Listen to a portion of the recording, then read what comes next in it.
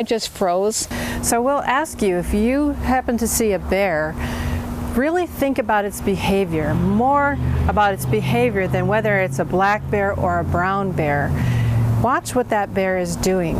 If it is defending or standing its ground, if it's standing up, it's actually trying to find more information. If it's charging or bluff charging, that means that bear is becoming more aggressive. A bear seen once is probably not a problem. A bear seen 3 times in the same location is something we all want to watch out for, and that's well worth reporting. Charged bear spray has a little bit different top to it.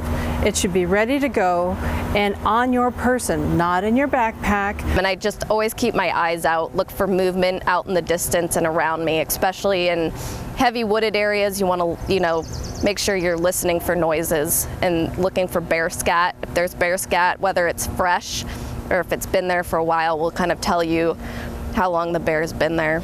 Make sure you do not wear headphones or earpods so that you are always aware and alert of all the activity around you and your pets. Playing the music in your ears. You want to hear if there's an animal in the woods or something else coming up behind you, somebody ringing a bell on a bike. Don't listen to music. I kind of listen to my surroundings, whether it's on a paved trail or out in the woods, because you want to know, when there's going to be wildlife, and often you hear them when there's rustling in the trees. If you find that you see a bear that is charging or moose that are charging, you should call 911 immediately. They'll connect with Fish and Game directly through 911. Also, report online any homeless camps to #ANCWorks. If you do see an active camp, you can go online and report it. There is a GPS pin that'll launch exactly where the location is. It will send you a reminder saying, hey, this camp's been checked. You'll get updates on it as well. If there's actual campers in there, you can make a note in the app system that it's an active camp. If it's trash, you can also report that through the same online web system. Dealing with maybe somebody who's aggressive on the trail, or maybe they're having a mental episode, or maybe there's some sort of drug situation happening. Again, you're just going to need to disengage, talk to your fellow travelers on the path, and just say, hey, there's something up ahead, you might want to turn around and back up, and that way it informs everybody else. An emergency type of call would be something to the effect of something actively occurring, something that needs to be involved immediately. That's a 911 call. They're going to ask you police, fire, or medical, or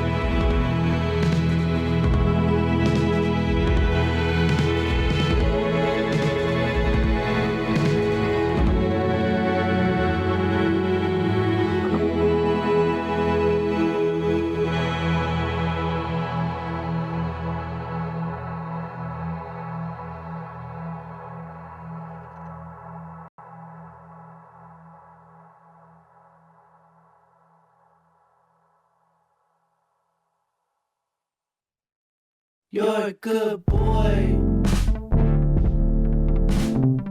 You and all the rest, yeah, you're all good boys. You stop making excuses for other men, and unless it's one of your boys, you know him better than that. You swear he's a good boy. Good boy, good boy, good boy. You ask how my day went after I said you didn't ask how my day was. You're a good boy. You think I'm prettier when I smile. You're a good boy. You say how you feel even when you're not drunk. You're a good boy. You confess girls play guitar just as good as boys. Good boy. You and all the rest, yeah, you're all good boys. You stop making excuses for other men, and unless it's one of your boys, you know him better than that. You swear he's a good boy.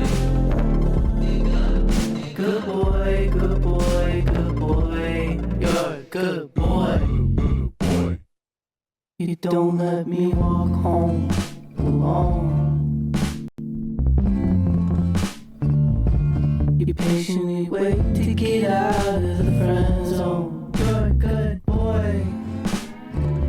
You stop thinking there were girls who aren't like other girls. You're a good boy. Admit you're a feminist in a room full of women. You're a good boy. You and all the rest, yeah, you're all good boys. You stop making excuses for other men, unless it's one of your boys. You know him better than that. You swear he's a good boy. Good boy, good boy, good boy.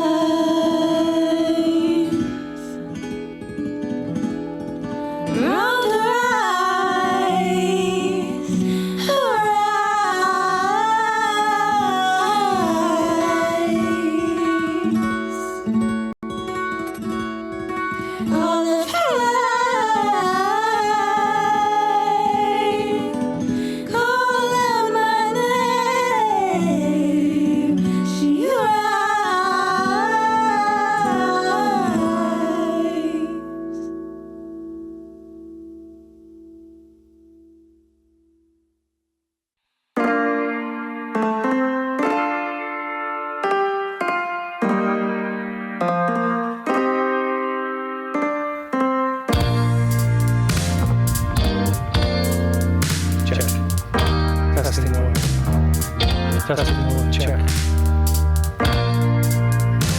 We good? Sat by the lake. You want me to talk straight out? On a summer day. How about that? The wind through the shade. Made for a cool place.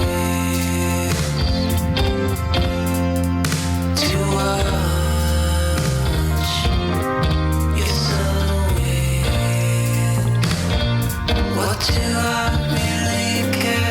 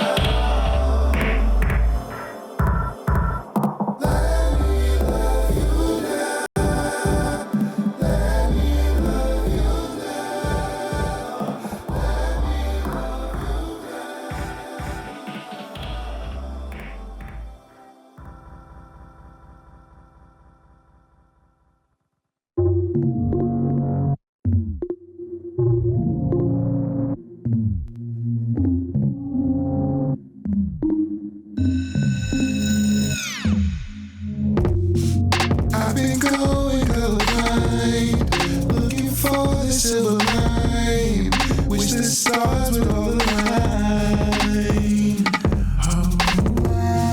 I've been cursing at the sky. Let the rain fall from my eyes. I've lived 1,000 lives. You can't have my heart. You can't hold my mind. I won't stay. I won't change. You can't have my heart. You can't hold my mind. I won't stay. I won't change. Where's the ground? I keep falling off the edge. Lost my ground. Now you're heavy on my head. Yeah. So full of love, so full of pride. While I sift through all my vices, running out of time. You're scorching my mind. Propane to the fire. Ignite my desire. I can't ignore the flame. You can't have my heart. You can't hold my mind. I won't stay. I won't change. Where's the ground? I keep falling off the edge. Lost my ground. Now you're heavy on my head. Yeah. Where is the ground? Feels like I'm falling.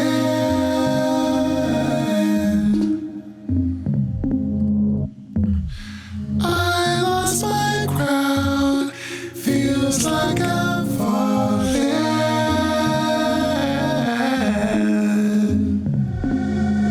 Where's the ground? I keep falling off the edge. Lost my ground. Now you're heavy on my head. Yeah.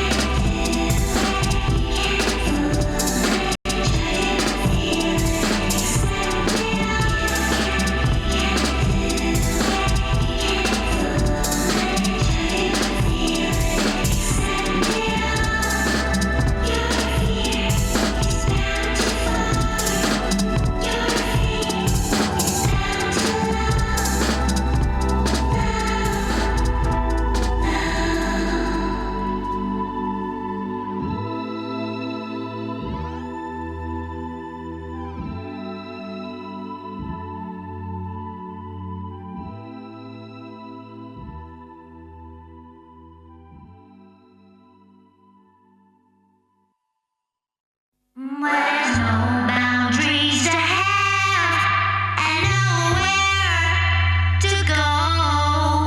Don't let them take your shine. Don't let them steal your mind away from you.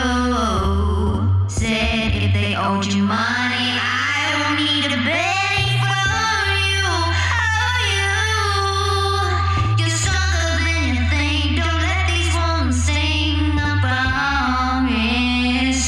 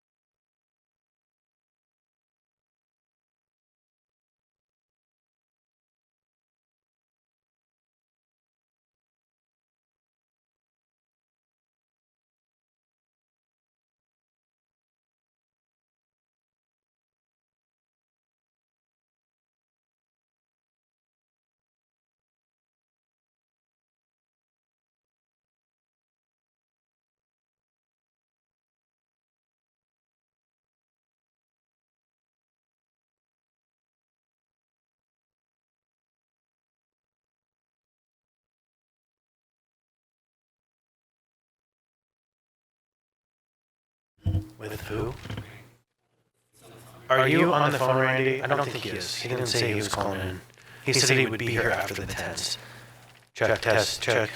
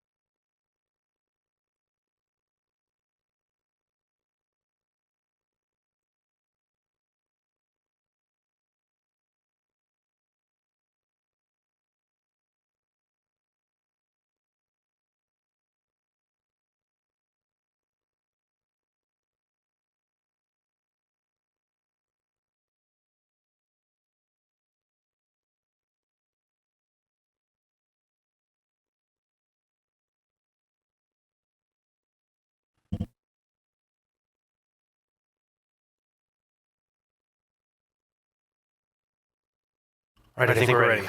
Good evening, everybody. Welcome. I now call to order this meeting of the Anchorage Assembly. Tonight is February 25th, 2025. It's now 5:05 p.m. Madam Clerk, would you please take the roll?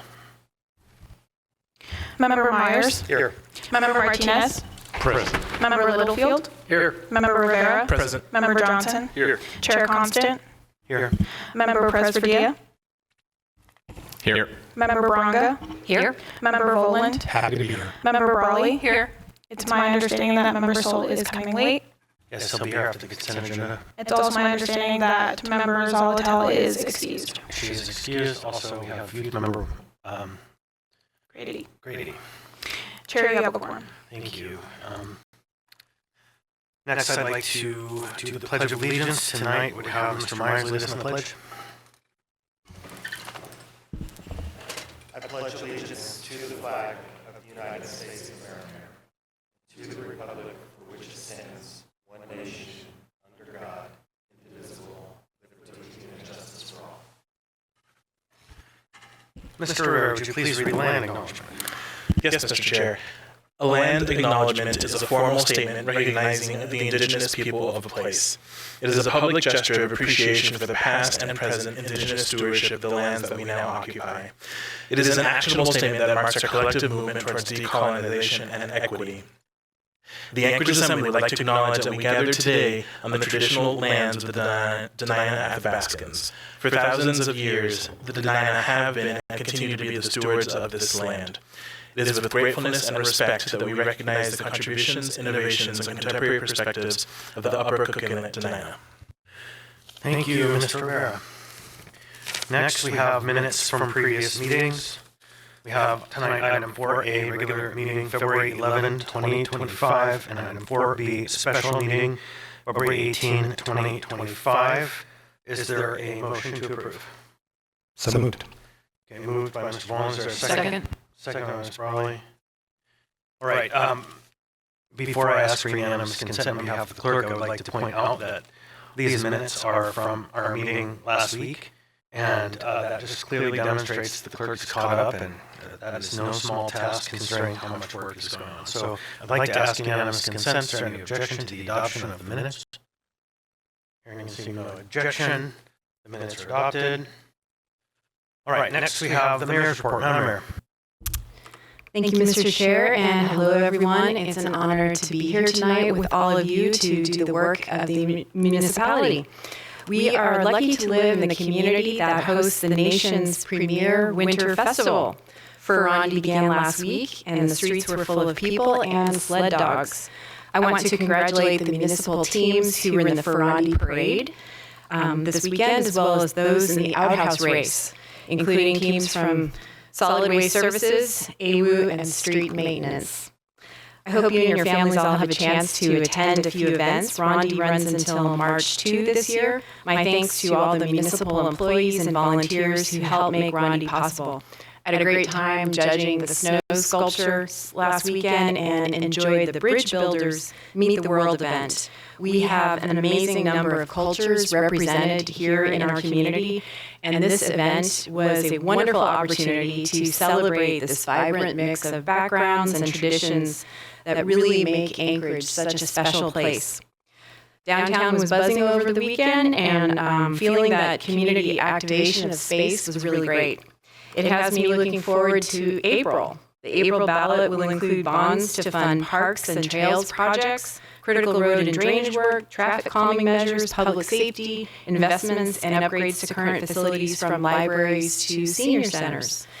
The 2025 ballot will also include 2 levies for police fleet vehicles and for municipal fleet vehicles, including heavy machinery used in snow response.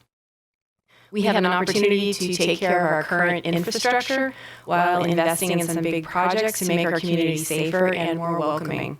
Another piece of good news, the municipality was awarded $4 million in federal emergency rental assistance. It's money left over from 2021's American Rescue Plan Act that will now go straight into the community. I really want to thank the staff who made it happen. It's a big win for our work to address homelessness by getting more people housed. And last, for those of you who have seen the news or been affected by federal layoffs this week, I want to say we are hiring. As the local government, we have a duty to provide key services to residents, and to do that, we need professionals.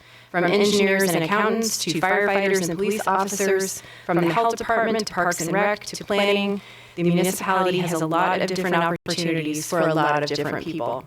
We value your familiarity with Alaska, your work experience, and your public service. Thank you for your dedication, and please consider coming to work with us. Thank you, Mr. Chair. Thank you, Madam Mayor. Next on the agenda is the Chair's report. Make sure I didn't miss anyone. Chair's report. So good evening, everybody, and welcome to our regular business meeting. I want to start as well. My report kind of echoes the mayor in a couple of ways. Tonight, I'll start with elections. And I want to remind everybody that the last day to register or update your voter registration for the upcoming municipal election is this Sunday, March the 2nd. You can register to vote by visiting State of Alaska Division of Elections online. Yesterday, February 24, 2025, 1,385 ballot packages were mailed to military and overseas voters. What that means is the election is underway right now as we speak. On March 11th, coming up soon, municipal elections will send out 204,493 ballot packages to all qualified Anchorage voters. Amazing. The last day of voting is Tuesday, April 1st, with voting ending at 8 p.m. This election includes 6 assembly seats, 2 school board seats, many service area board seats, as well as 9 bond propositions, 2 levies, and 4 service area propositions. Anchorage has one of the best voting systems in the country. I might be biased. And we can all be really proud of the transparency, accessibility, and security of Anchorage elections. And in the past year, the elections team has added equipment to make it easier for people with disabilities to vote and has advised the state legislature on ways the state can improve our election system. One of the tools Anchorage voters and Anchorage elections uses to increase transparency and accessibility is our Ballot Tracks program. It's an amazing tool where you can get text, email, and voicemail notifications when your ballot package is mailed out, when it's received by the Postal Service, if returned by mail, when it arrives at the election center, and if your ballot package is counted or if it requires curing. You can register to vote by visiting State of Alaska online, and you can learn more about elections and sign up for Ballot Tracks at muni.org/elections. Next, I would like to pivot, just as the mayor did, to the conversation we're having nationwide about our federal workers. I want to extend my support to federal workers who lost their jobs in recent weeks. From working with municipal employees all these years, I know that public sector workers care deeply about their communities and often sacrifice opportunities of higher pay and advancement to do important work, providing critical services in our communities. The loss of this many jobs is a huge blow to the fabric of our community, our public health and safety, and our local economy. We now have hundreds of workers who will struggle to pay rents and mortgages and will have less disposable income to spend at local businesses. Now we have critical jobs to deliver federal services, fight forest fires, and protect our community that will go unfilled. My heart goes out to those workers and their families during this difficult time. What can we do? Well, for those workers who find themselves unemployed and have a passion for hard work or community service, I encourage you to visit muni.org and see the jobs that we have open at the municipality. As the mayor said, we have a number of job openings across a number of departments. Wealth of experience and knowledge can bring to the municipality that the former federal employees would help us meet our mission to the city to provide good government. Next, I'd like to discuss our annual Assembly work plan. Tonight we have before us the annual work plan. The Assembly was put together in our recent Rules Committee meetings were finalized. Each year we go through this process to help focus our workload on the most pressing issues for our community. And while any member may introduce their own legislation at any time, and new issues come up throughout the year, you'll see the majority of our work this year focused on the Assembly's 2025 priorities, which are housing action, energy, infrastructure and transportation, public health, safety and quality of life, and good government.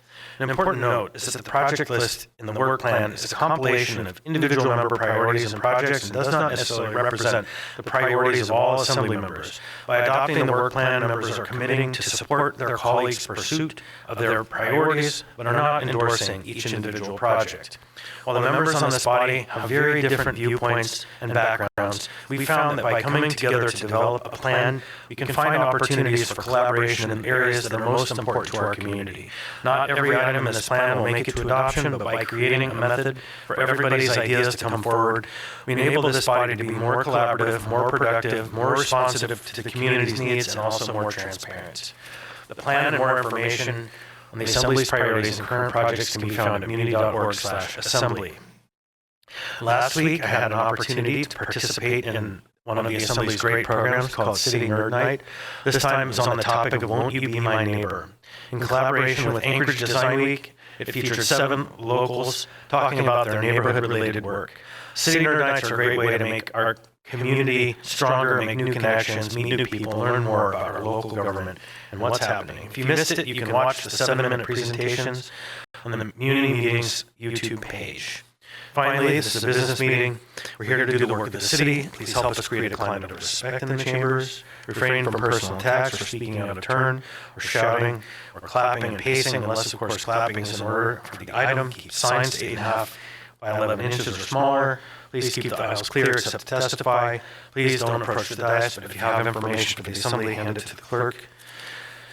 And if point of order is called, please stop speaking so I may rule on the point of order. If rules aren't followed, I may interrupt speakers to call for compliance. If compliance with the rules doesn't occur, I may pause the meeting. If there's an actual disruption, I will give a warning. If the disruption persists or happens again, the person will be asked to leave. That said, we're looking forward to a really good and interesting night tonight, and we hope you're able to follow along with us this evening. Next, we will have committee and liaison reports. We'll start down here with Mr. Myers. Thank you, Mr. Chair. Nothing to report. Thank you, Mr. Myers. Mr. Martinez. Thank you, Chair. The next meeting of the Community and Economic Development Committee will be on Thursday, March 6th. Again, that's at 9 a.m. at the Permit Center. And 2 items of note, there will be an extended discussion on the upcoming tax incentive updates from the administration, and we're looking forward to that. And we'll also have a presentation or a quick introduction of some new work on procedural reforms to allow for the implementation of the comprehensive plan. And so that's exciting. Additionally, Chair, I'll be attending, I mentioned this at our last meeting, but I'll be attending the National Association of Counties Legislative Conference in D.C. this week. All of us, as you mentioned, Chair, who have the opportunity to have our ears to what the federal government is doing are paying close attention, and so I'll have the opportunity, similar to some of my colleagues who will be attending the National League of Cities, to be in proximity with some of the federal agencies as we try to discern what those impacts to our community may be with some of the policy shifts that are happening at the federal level. Chair, also, I'd just like to make one particular note. I had the opportunity to be a part of the Bridge Builders organization that the mayor mentioned in her report. And I just wanted to note, the Bridge Builder organization that celebrated the Meet the World activity this week was really an organization that was founded many years ago in our community by a diverse coalition of folks.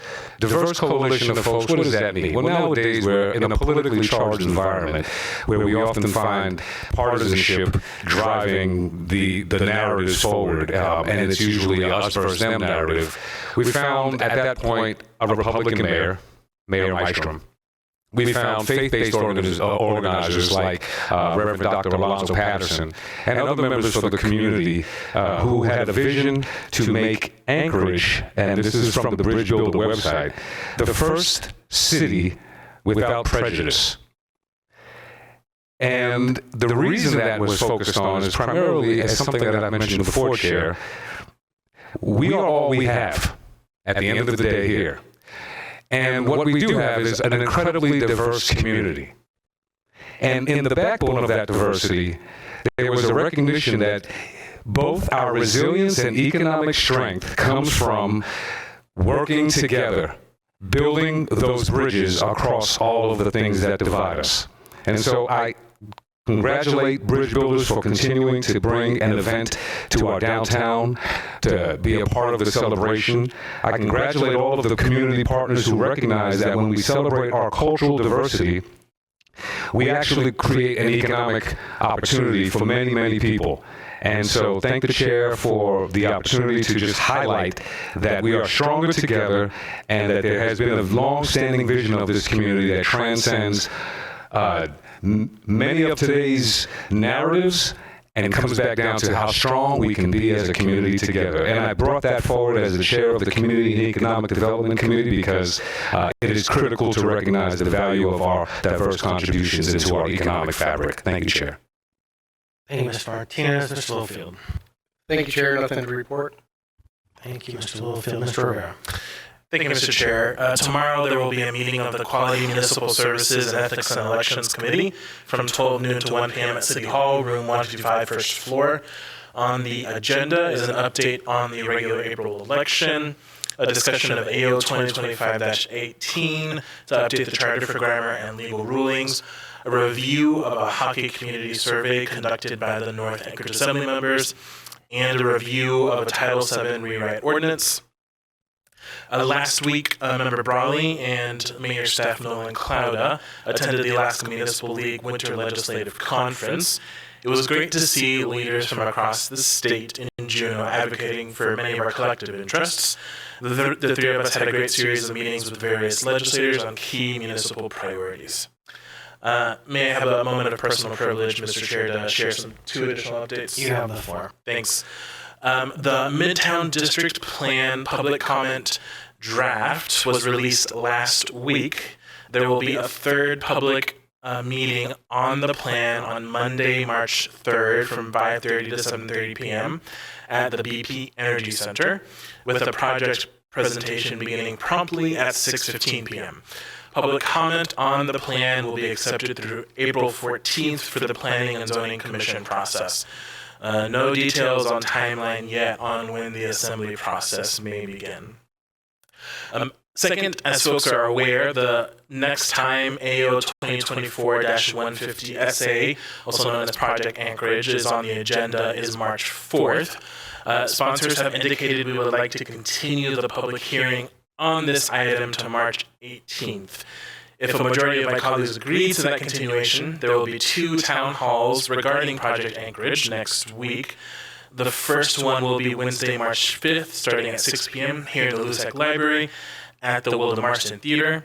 The second town hall will be Saturday, March 8th, starting at 4 p.m. at the Mountain View Library in the community room. Again, assuming action to continue on March 4th, I hope folks can attend one or both opportunities. Thank you, Mr. Chair. Thank you, Mr. Rivera. Mr. Johnson. Yeah, thank you, Mr. Chair. The last meeting of the Infrastructure Enterprise and Utility Oversight Committee was last week on February 20th. We covered a lot of ground, so I'll try to move fast. We had 2 presentations from Solid Waste Services. The first was relating to secure trash zones. A wildlife group was formed not too long ago at the request of the community to look at better ways to keep bears out of trash. And what we're looking at is investing in a new type of gravity-fed lock that will keep the containers secure, but also work with the trash trucks we have. And the hope is to roll this out to Government Hill sometimes this year, which is where the bears from Jay Bear tend to gather. We also had a presentation on waste to energy. There's some various benefits to the program. If it moves forward, it would extend the life of our landfill. It would also help reduce some of the sewer waste, and it would increase our energy supply by a meaningful amount, to name a few things. However, it is potentially a very costly project in the hundreds of millions of dollars if it moves forward. So what we are anticipating here in the near future is a request for a resolution of support from the Assembly, and with that, a budget revision for planning and feasibility work to continue to scope the project. From Merrill Field, we got an update on the runway rehabilitation work for runway 725 that will be happening this summer. The pavement on that runway is in rather poor condition and needs to be replaced. However, this project will also upgrade some lighting and navigational aids, so there'll be some safety benefits. It is funded primarily through a FAA grant for $9 million with a $450,000 match from Merrill Field. Two updates for the Port of Alaska Modernization Project. First, on the North Extension Stabilization, Step 1. We will be looking at, in this body, another change order on that project. It is a multi-year project that is finally nearing the end. And the goal is to fix the failed federal project of 20 years ago. So this has been ongoing for some time. The change order we'll be looking at will be to add $22 million to an original contract value of $97 million. However, it should be noted these additional costs will be covered through grant awards, as has been the case for most of the project up until this point. We also received a Port Advisory Board recommendation relating to soil stabilization. What this is about is building earthquake resiliency into the port. The cargo docks in the approved plan are already being built to a high standard to withstand damage from earthquakes, but there's the space between the trestles where some of the land-based infrastructure is located that is still vulnerable. So what we're talking about here would be working within the current bid set that has already been out to bid and we'll be addressing soon. This will be an optional add-on, which would increase the cost by roughly $14 million for each terminal if approved. And the Port Advisory Board did recommend unanimously that we make this change. And then finally, on the stormwater utility, we were reminded that a framework for this utility already exists and has for some years, but there's no functional structure there. So what we are expecting to see here in short order is a request for short-term borrowing, the amount of roughly $3 million to conduct a rate analysis, take stock of existing inventory, et cetera, so that we might contemplate moving forward. And that is all I have, Mr. Chair. Thank you. Just going to insert myself for a moment into your report and ask the Chief Administrative Officer if they have any news for the people of Anchorage. Thank you, Mr. Chair. At your request, I will pass along that the Assembly is aware that we issued a request for proposals to construct the first of the 2 new cargo terminals at the Port of Alaska. That request for proposals closed today at noon, and I'm happy to report that we have received proposals. They're now being reviewed by purchasing, and we'll have more for the body and for the public as that process unfolds. And the significance of that is that we went through the entire process previously and had no bids on the work, and then this new administration came forward and asked to retool some of the criteria, and the Assembly agreed and then put forward a bid package, an RFP, and in fact there are at least some potential bidders who have offered to provide services. Now, of course, it has to be reviewed for responsible bidder status and all the other elements, but that's huge news to the people of Alaska. So thought it worth sharing. Mr. President. Thank you, Mr. Chair. I have 2 updates this evening. The Assembly Housing and Homeless Committee met on February 19th. It was a full agenda. The administration came and shared their strategic priorities, including abatement update. They shared an upcoming RFP for shelter and warming, which I'm very excited about because they're looking at developing smaller shelters in various locations around our city. They also gave an update on the March convening that we have coming up on March 20 and 21. That is going to be a community and gathering around the discussion of homelessness. And they also gave an update of the third-party oversight that we have for our shelters, and it was a very positive update, and I was pleased to hear that things are going very well with many of our vendors. Also, we had an update from the health department, and an update from the Anchorage Coalition to End Homelessness. The next meeting of the Committee on Housing and Homeless will be on March 19th. Also, upcoming on March 5th, there will be a meeting of the Public Health and Safety Committee, so I encourage folks to join. Thanks. So I am asked by our production team that we pause the meeting for 5 minutes because there's an IT issue going on. And so they're going to reboot the stream and hopefully solve the technical error that's happening. So we're going to go ahead and pause the meeting for just a couple minutes. Okay, I believe we're all set. Are we able to stream again? Thumbs up? Thumbs up. Okay, good. Thank you. We'll go ahead and come back to order. We were on committee and liaison reports, and next up was Ms. Braga. Nothing to report. Thank you, Ms. Braga. Mr. Boland. No report, thank you, Chair. Thank you, Ms. Braga. Thank you. Just a couple reports. First, for Budget and Finance Committee, our committee's February 20th meeting was canceled. Our next meeting will be Thursday, March 20th, 2025, at our usual time and place, and then we'll start thinking about first quarter budget revisions. Second, the Legislative Committee, the committee met on Wednesday, February 22nd. We discussed a couple of draft resolutions. One of them is now on tonight's agenda, so we'll save it for that. And then also updates on priority bills that we're tracking. Mr. Rivera mentioned we had a very productive trip to Juneau.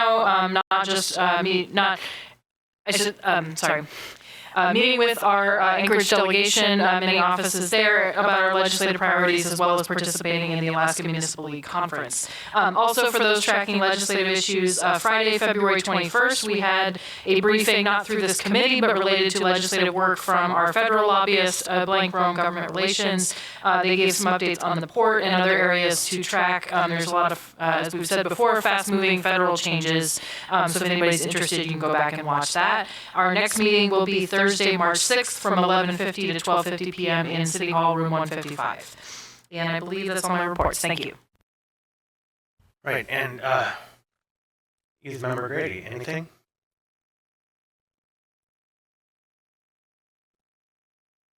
Nope. All right, it's not a mandatory report. So, thank you. Then I guess we will move on to the addendum to the agenda. Before we do that, we have one laid on the table item. And the laid on the table item tonight, we only have one. It's 10F8, Information Memorandum IM number 2025, Answers to Assembly Questions. That is it. So, and that is a supplemental item, doesn't require action.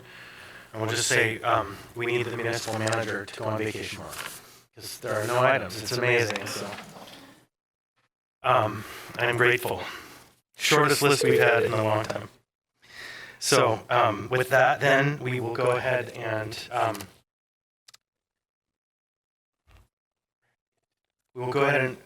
incorporate the addendum to the agenda and lay it on the table items. So I would like to ask for a motion to incorporate. So moved. Second. Motion to incorporate is made by Mr. Presverdia. Who's the second? Mr. Voland. I'd like to ask unanimous consent. Is there any objection? Seeing and hearing no objection, the item is adopted. All right, so that will bring us next on our agenda to the consent agenda. The consent agenda are items 10A through 10G. And these items, the code allows us to adopt, accept, or approve by one motion to approve. But before that, we allow members to pull items that they may want to take up individually. And so we'll go ahead and go through that procedure right now. We'll start with Ms. Brawley. Thank you. Just one item to pull 10B1. And then I also just want to note, just for the record, that we already communicated about this. For 10D16 and 10D19, there is a minor scrivener's error that needs to be corrected in the name of the budget ordinance from this past year. So the clerk already has that direction. Thank you. All right, so yeah, there'll be corrections on 10D16 and 10D19. All right, next, Mr. Voland. No items, thank you. Thank you. Ms. Braga? I have no items, and I want to thank Mr. Falsey because of the answers to the questions make me not need to pull anything. Awesome. Mr. Presverdia? No items, thank you, Chair. Thank you. Mr. Johnson? No items, Mr. Chair. Mr. Rivera? No items, Mr. Chair. Mr. Littlefield? No items, Mr. Chair. Ms. Martinez? No items, Chair. Mr. Myers? No additional items, thanks. Right. And then, yeah, 4 items. Just item 10G4, I'd like to direct the clerk to set the public hearing for that item for March 18th as opposed to March 4th. Okay. So then I only have one item pulled, which is item 10B1. So I'd like to ask for a motion to approve the consent agenda minus the pulled items. So moved. Second. Moved by Mr. Presverdia, seconded by Mr. Rivera. I'd like to ask unanimous consent. Is there any objection? Hearing and seeing no objection, the consent agenda minus the pulled item has been approved. So members of the public, any item 10A through 10G that you're here to see action on, if you are, has been approved except for item 10B1. The next we'll move on to the consent agenda item that has been pulled, which is item 10B1. 10B1 is AR 2025-61, a resolution of the Anchorage Assembly supporting Alaska House Bill 13, an act relating to optional municipal property tax exemptions. This item was pulled by you, Ms. Brawley? Yeah, thanks. I do have an amendment, but I also, since I'm not one of the sponsors, just wanted to see if the one sponsor who is here, Mr. Rivera, would like to say anything. Before that, we need a motion. All right, move to approve. Second. Moved by Ms. Brawley, seconded by Mr. Boland. The ball has been handed to you, Mr. Rivera. Thank you, Mr. Chair. Sure, I'll go ahead and just give brief remarks. So right now, this bill, HB 13, adds 3 categories of optional tax exemptions to the lengthy list in Alaska statute. Those 3 being for the development and retention of long-term rental units, the preservation of mobile home parks, and the availability of affordable rental housing for low-income households. To be clear, and I think the amendment gets to this, this bill doesn't mandate a new exemption. It just gives local governments the flexibility to adopt these tools for their communities as they see fit. So it's all optional exemptions. As a quick aside, we've asked for years now in our legislative program that the state give us full flexibility to adopt tax exemptions on the local level. This bill only adds the lengthy list in statute, so that request I think still stands. But the bill I think presents positive momentum regardless. Thank you. On the main motion, Ms. Brawley, you have an amendment? Yes, I'd like to move Brawley Amendment 1. Second. There is a motion to amend Ms. Brawley and seconded by Mr. Boland. Want to speak to it, Ms. Brawley?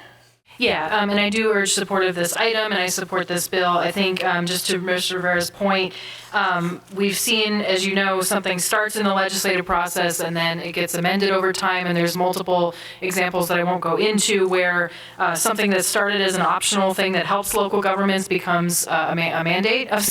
And so this language is really simple, but what it's doing is really clarifying that if this bill changes as it moves through the process, we support these allowed optional exemptions and not mandatory property exemption changes. And so it's just making that clear, because as we know, what comes out the other side doesn't mean when it starts. So, and then also just very brief note, it removes the hyphen with HB 13, but that's just a minor thing. So I urge support. Thanks. All right. Any further discussion on the amendment? I don't see anyone else. So I'd like to ask unanimous consent on the amendment. Is there any objection? I'm seeing and hearing no objection. So we'll consider the amendment adopted unanimously.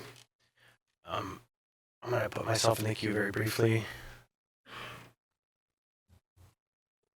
Mr. Chair. Thank you. And I just have an amendment that I didn't have time to get around to, and I'm not going to go ahead and make it because it wasn't fully developed.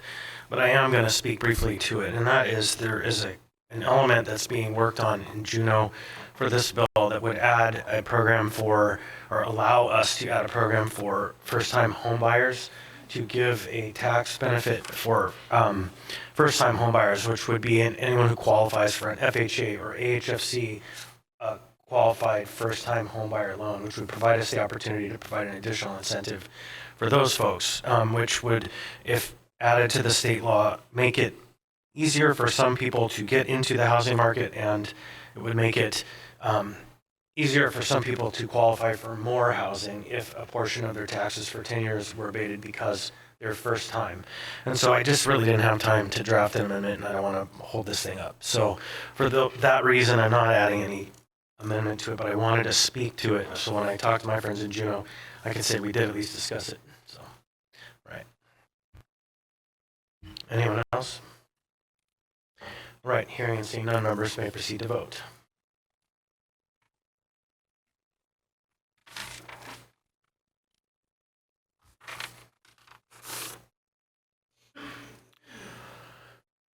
So on a vote of 10-0 and the youth member votes Yes. yes, AR 2025-61 as amended has passed the body.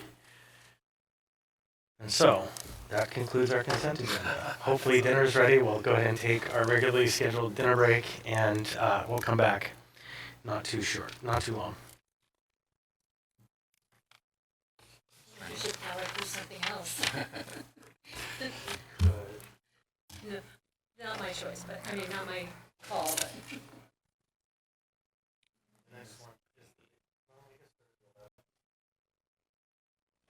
I already said it, just do it.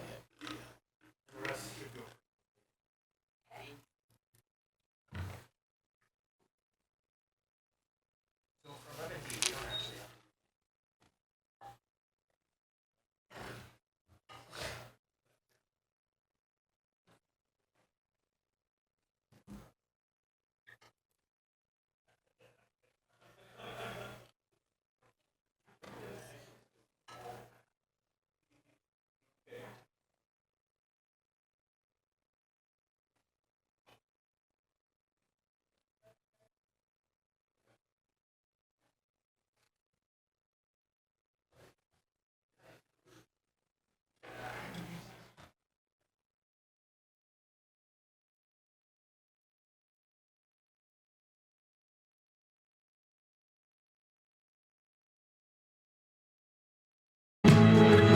Welcome back, everybody. Go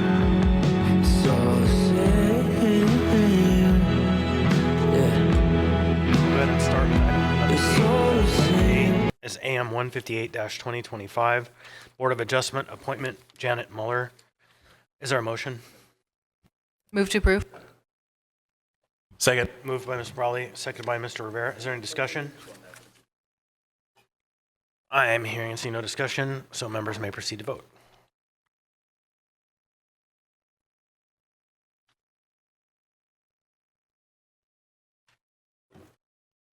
On a vote of 10-0 and the youth member votes Yes. yes, AM 158-2025 has passed the body. Next, we have item 11B, which is AM 131-2025, Anchorage Community Development Authority Board of Directors appointment, Philippe Bryce. What's the will of the body? Move to approve. Second. Moved by Ms. Brangas, seconded by Ms. Brawley. Any discussion on the matter? Seeing and hearing none, members may proceed to vote.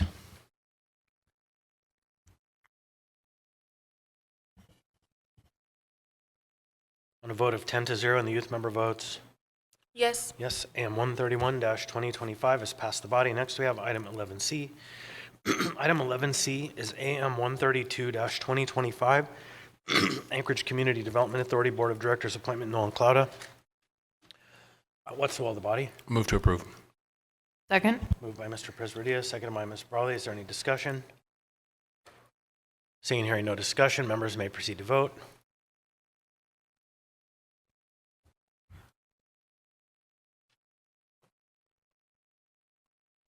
On a vote of 10-0 and the youth member votes Yes. yes, AM 132-2025 has passed the body.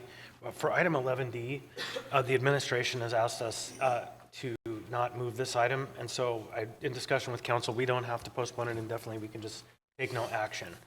So 11D, if there's no motion, will die for a lack of action. that is anticipated. A new item that is substantially similar but with some corrections will be reintroduced in short order. I have on the phone now Mr. Salt. Are you here? I'm here. Thank you.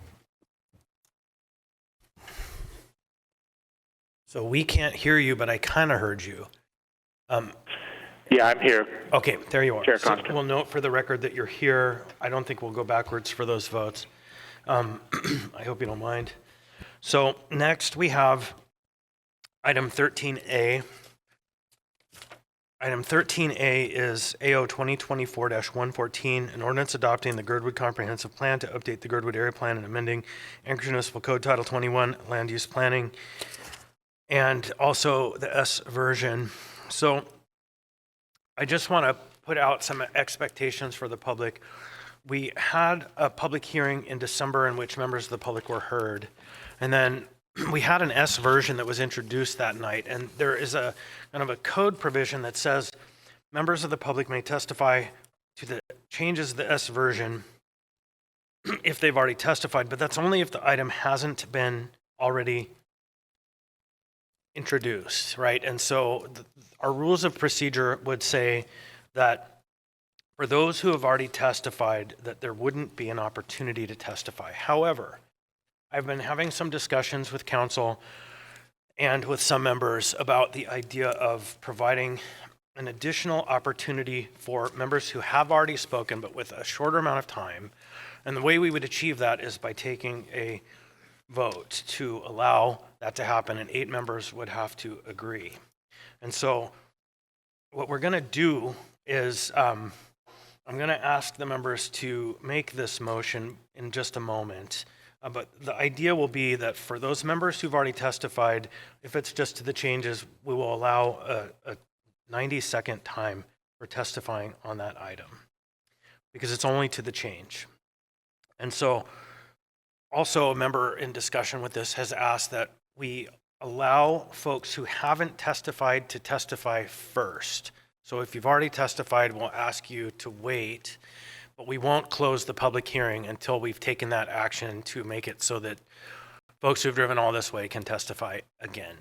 And so procedurally, we can do this by entertaining a motion to suspend the rules and to allow a second opportunity to testify under the rules of the chair. So moved. Okay, Mr. Johnson has made the motion. Second. Mr. Presveria has seconded it. So I'm going to ask if there's any objection to the motion. I'm seeing and hearing no objection, so the motion to suspend the rules has been adopted unanimously. It was an 8-vote requirement, and so we're going to do that. I want to communicate to the public broadly that this is not precedent setting. We're not intending that any time a circumstance like this that has arisen allows the future members of the public to expect that this will happen. The reason it works tonight is, as you can see, our agenda is going pretty quickly. We have room, and it's to the benefit of the public process to have everyone be heard. And so that's the intent behind this. But before we entertain folks for a second time, we'd like to have folks who have yet testified to come forward so we can kind of keep the time more effectively. So the public hearing on this item is now open. Come forward if you'd like to be heard on this item. If you haven't testified yet, please come first. Welcome. The microphone's not on, so if there's a little green button, you press it there and it'll be on. Please, there you go, it's on. Please state your name, what part of town you're from. You'll have 3 minutes. Good evening, Anchorage Assembly. My name is Gabrielle Markle. I was born and raised in Girdwood. I am 30 years old and I live there now, although I have also lived in Anchorage as an adult. I appreciate this opportunity to testify, and I am specifically going to be testifying tonight because I think that there was an amendment made to the Girdwood Comprehensive Plan about the mitten north of the Girdwood Airport, and I believe that the mitten should be maintained as open space and not made to be mixed use. I know that you all have spent a lot of time hearing Girdwood-related issues over the past couple of years, and I know that you hear a lot about how Girdwood feels our open spaces are really special. I'm sure you hear a lot about how much we love our trees, and I'm sure you don't need to hear more of that. I feel all of that is true. But specifically, I think that the reason that the mitten should continue to be open space is because I just can't quite see an argument for otherwise. I know there was a housing study done that said that over the next decade, we need something like 303 houses to maintain the growth level or something like that. And there's already 500 acres in that plan for housing, which seems like more than enough to build 303 houses. So it doesn't seem to me that it needs to be mixed use for housing. It seems like the only party that wants that land to be mixed use is going to be Pomeroy. And I have nothing against Pomeroy, but they kind of just showed up. Like 2 or 3 years ago, they're another resort owner. We've had multiple resort owners. They're an outside company. Maybe they're great. They haven't really had a chance to prove themselves. I have no idea. But at the end of the day, they chose that resort in our valley as a place to make profit. That makes sense. They're a business. But I don't trust them with that land. That land that clearly so much of our community, 40% of residents that came out to take part in the Girdwood Comprehensive Plan planning over the last 6 years, unanimously, people want that to stay open space. And I just really can't see an argument to go in the direction of Pomeroy when that super valid public process has really shown what the community wants. And you all do such important work representing communities across the Anchorage Bowl, and I know there are so many important issues. It seems like in this case, the community has kind of done the work for you. Like, it's what people want, and I just really hope that you wouldn't choose to, benefit Pomeroy when they just showed up and are just some big company. Yeah, thanks so much for giving us the opportunity to testify. I appreciate all of your time and the work that you do. Thank you. And who else wishes to be heard? Who hasn't yet testified? Welcome. Please state your name, what part of town you're from. You'll have 3 minutes. Great. Good evening. My name's Seth Anderson. I live in downtown Anchorage and have a house in Girdwood. I'm in the process of working with Pomeroy Lodging and the Heritage Land Bank to purchase the area, the mitten north of the airport, for a housing and outdoor recreation project. I'd like you to support an amendment tonight to the submitted comprehensive plan that would keep the mitten areas land use category to accommodate housing. I've spoken with many of you and sent email today outlining the reasons I believe this area works for housing and outdoor recreation. The neighborhood that's contemplated for this area is designed considering existing and planned trails. It includes mixed density housing, compact cluster housing, new trails, space for a Nordic ski center, parking areas for access to existing trails, restrictions on short-term rentals, and programs to ensure that the homes would be owned by people that live and work in Girdwood. The neighborhood that I'm excited about here has cross-country ski and hiking trails, out your door. It's a quick walk to Alyeska Resort, to employment and amenities. And it would be a neighborhood that ensures residents can stay active and appreciate the beautiful Girdwood Valley. Thanks for your time tonight. So I have a question for you. Seth, Mr. Anderson, I have a question for you. You just said something interesting, that they're studying ways to allow the locals to be the owners. Do you have information on that? Other resort communities that have home ownership or like local home ownership issues have created programs where the first people to have access to properties have to make a certain portion of their income, annual income, from working in that community. It has to be their primary residence. It can't be a weekend or vacation home. I think that there's several ideas and opportunities to do programs like that, but nothing's worked out so far. Okay, thank you. And I would like the administration to really look into that, because it's a high value proposition. Thank you. Welcome. Please state your name, what part of town you're from. We'll have 3 minutes.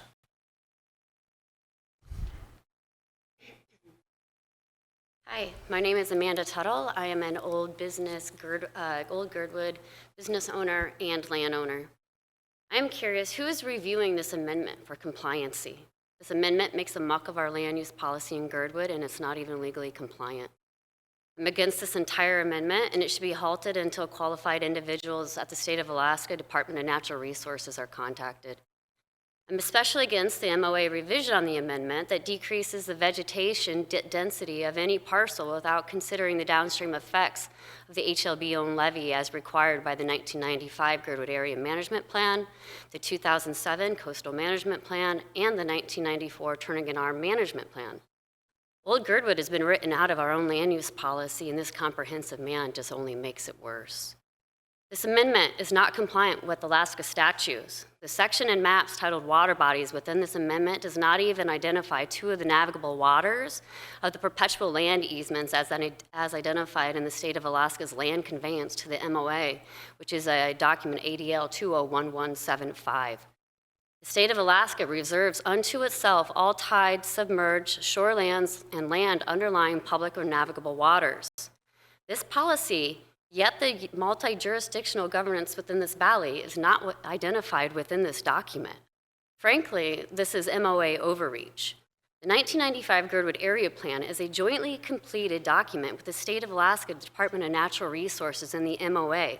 It even states it on page 2 under plan development process.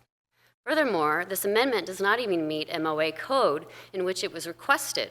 Title 21.030.70, which states the proposed amendment would not be detrimental to public interest, health, safety, convenience, or the welfare of the community. Yet the MOA is one atmospheric storm away from causing a man-made catastrophe in Old Girdwood. We are an unmapped temperate rainforest with the only watershed data collected from 1965 to 1978 before the resort was built. Our precipitation data is inaccurate, and the only hydraulic meter since 1978 only collects 3 of the 9 main drainages 2.5 miles upstream from Old Girdwood. We have thousands of public easement violations restricting and channelizing the flow of our watershed, including homes built over creeks.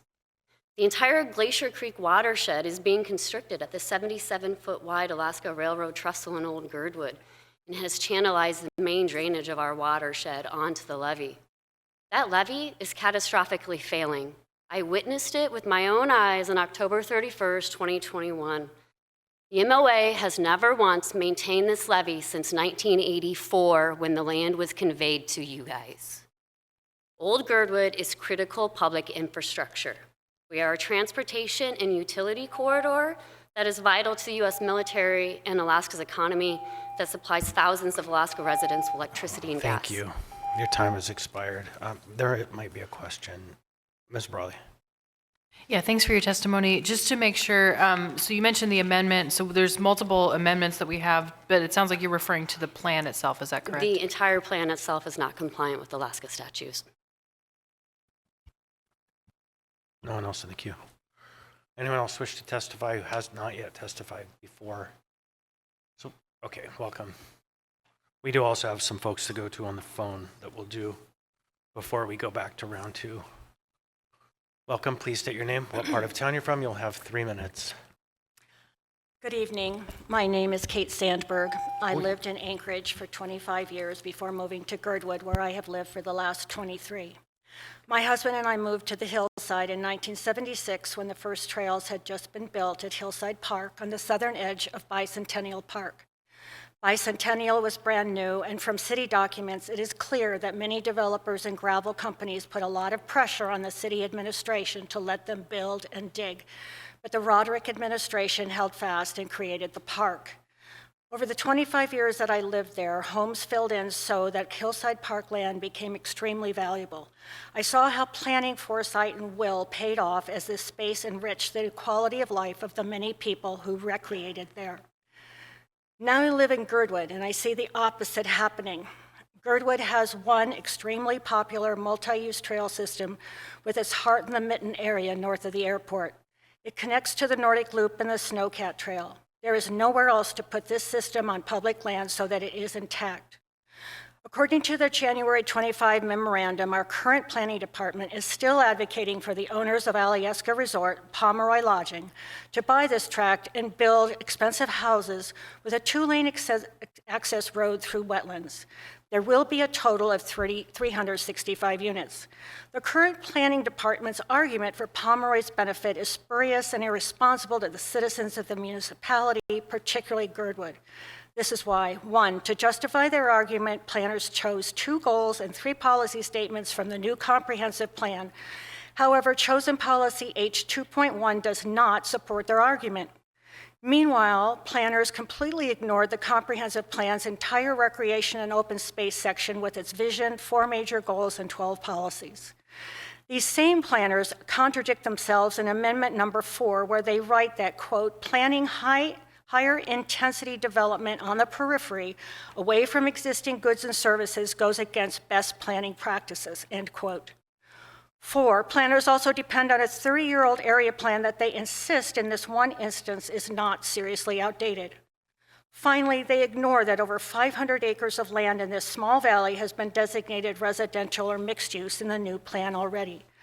Current planners continue to argue for a single company, not the residents of Anchorage and Girdwood, in spite of hundreds of Girdwoodians vociferously and faithfully objecting to this sale ever since Pomeroy unveiled its plan. It is clear this is not about good community planning, but money and power, pure and simple. Please vote to keep the mitten as open space. Thank you.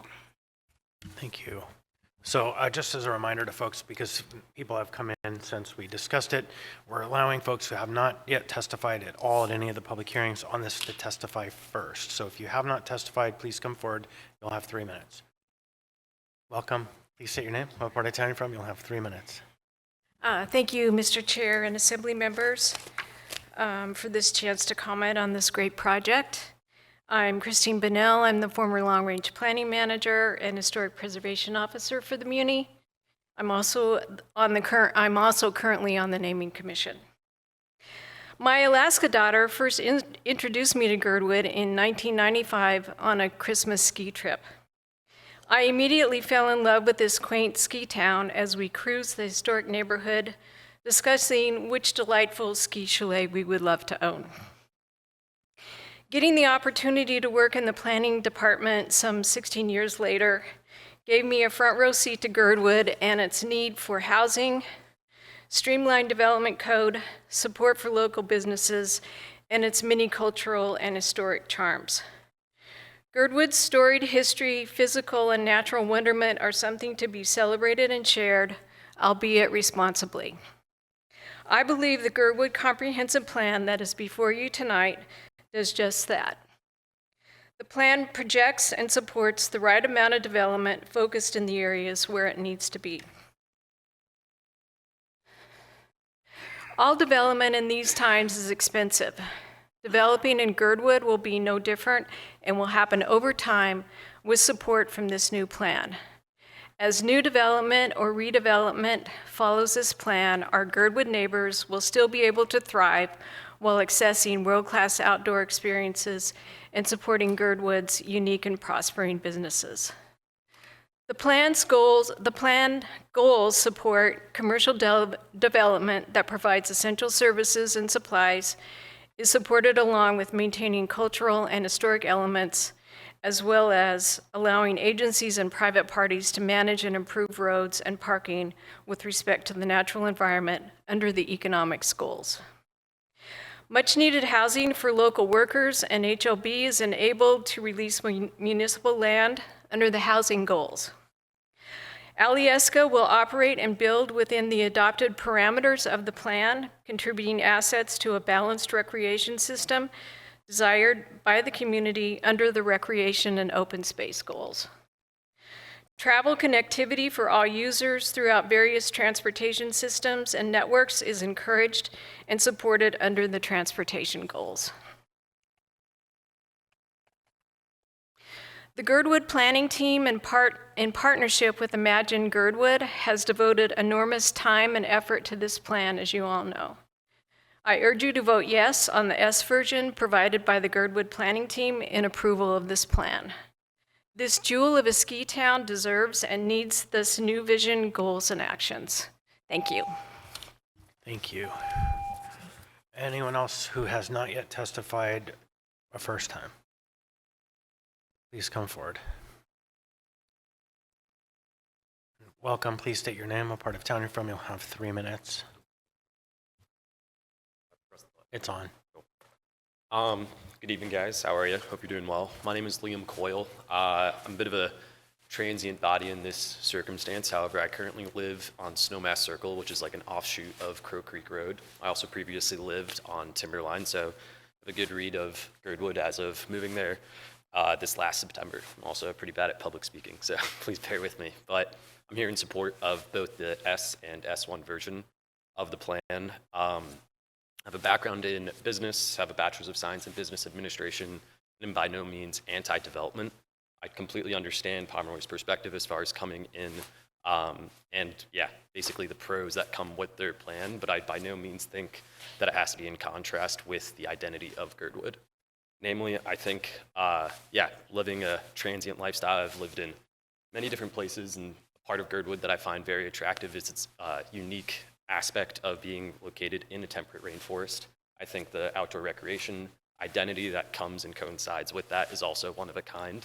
And as far as, yeah, isn't necessarily, basically is its core asset as far as what, if you were to think about Girdwood as a brand, really delivers that kind of value to the community and, you know, potential future people that might move there and find their lives there.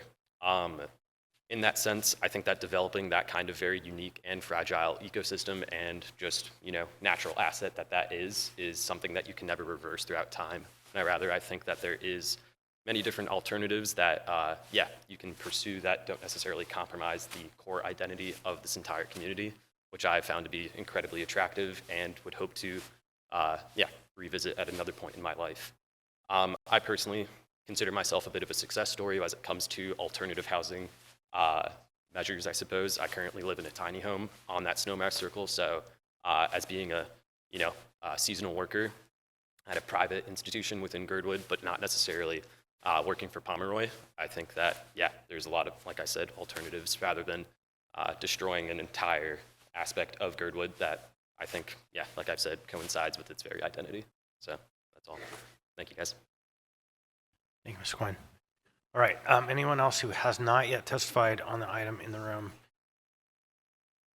All right, so we're gonna go ahead and pivot to the phone. We have approximately 5 people who have not yet testified who signed up for phone testimony. So we'll start with number 3 on the list.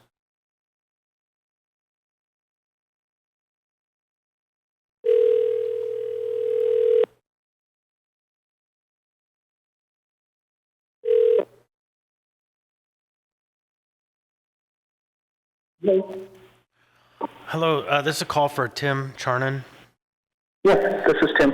Hi, Tim. This is Anchorage Assembly taking public testimony on AO 2024-114 and 114S. You'll have 3 minutes. Thank you. My name is Tim Charnan. I'm a member of the Heritage Land Bank. Is this Mr. Scheinman? This is Tim Charnan. Did you already testify on this item? Yes, I testified. Okay, so at the December meeting. Different spelling. I'm going to call you back in a few minutes. We've set up an alternative set of rules for those who previously testified. We're going to give you 90 seconds, but after we've heard from everyone who has not yet testified. So we'll call you back shortly. Thank you. Sorry about that. Okay. We'll move on. It's different spelling in 2 places, but different. Next, we'll move to number 4 on the list.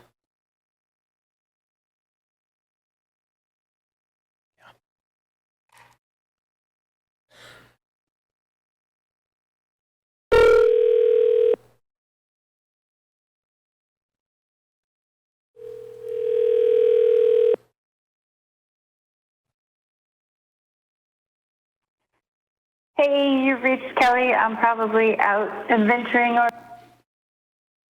We'll come back one more time for that, but let's go through the rest of the list.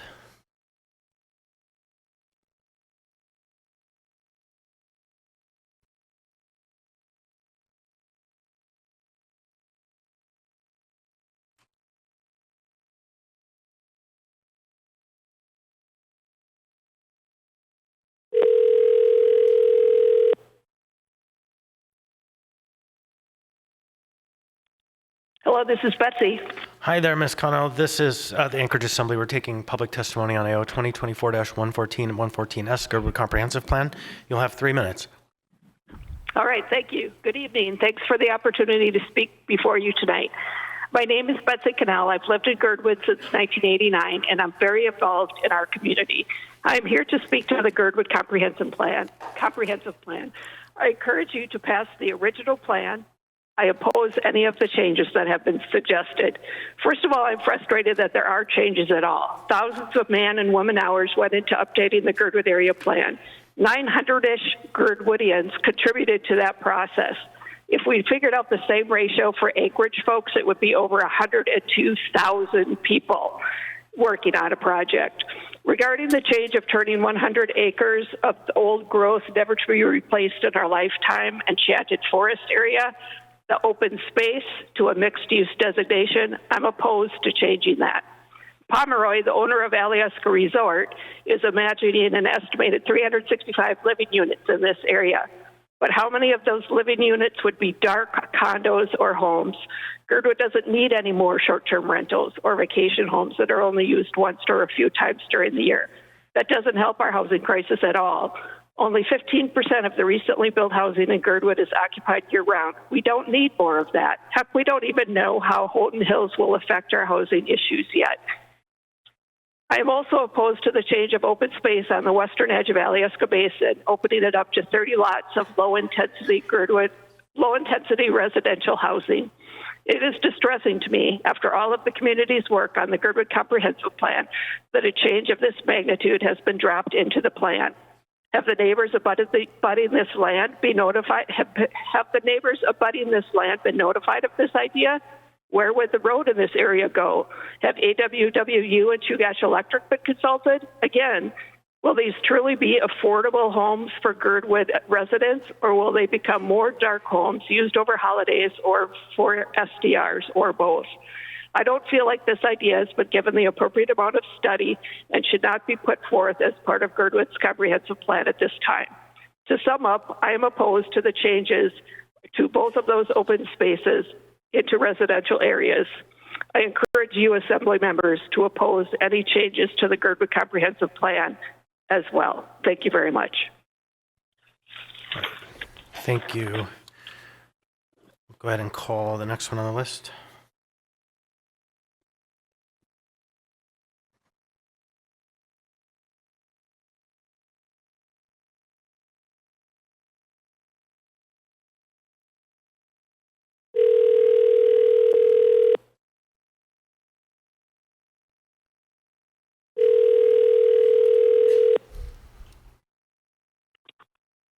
Hello, this is Mitch. Hello there, Mr. Roth. This is Anchorage Assembly taking public testimony on AO 2024-114-114S Girdwood Comprehensive Plan. Welcome. You'll have 3 minutes. Okay, thank you very much. For the record, my name is Mitchell Roth, 139 Stowe Drive, Girdwood, Alaska.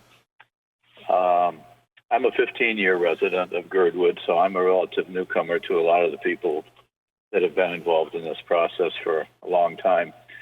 But I am speaking as a board member of Imagine Girdwood. Imagine Girdwood is the nonprofit that was tasked with the oversight of the preparation of the Girdwood Comprehensive Plan. About 3 years ago, I volunteered to fill a vacancy on the Imagine Girdwood board, and I had no agenda. I just wanted to learn more about the plan and participate in the process. And over the last 3 years, we've held an extensive series of town halls, public work sessions, turned years of studies and draft reports into a vision of what the Girdwood community wants to see in the future. And I want to emphasize the comprehensive nature of the process and the extremely high degree of community involvement that went into the development of the plan up until today. Once the GCP was completed and formally submitted, it was reviewed by multiple municipal groups, most notably the Planning and Zoning Commission, which recommended approval with 11 amendments. After reviewing those amendments, it became clear that 9 of the 11 amendments were acceptable to the Girdwood community, and they received strong support in the last public testimony back in December. Action was then postponed until the January 21st meeting, and that allowed time to work out a compromise over the planning and zoning recommendations. And out of that came the S version that is now before you.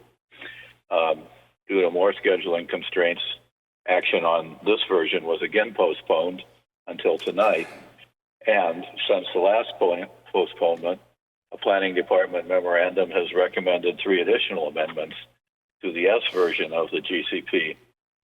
2 of these proposed amendments relate to the original amendments that were opposed by the Girdwood community regarding the Mitten and the western edge of the Timberline Virgin Creek area.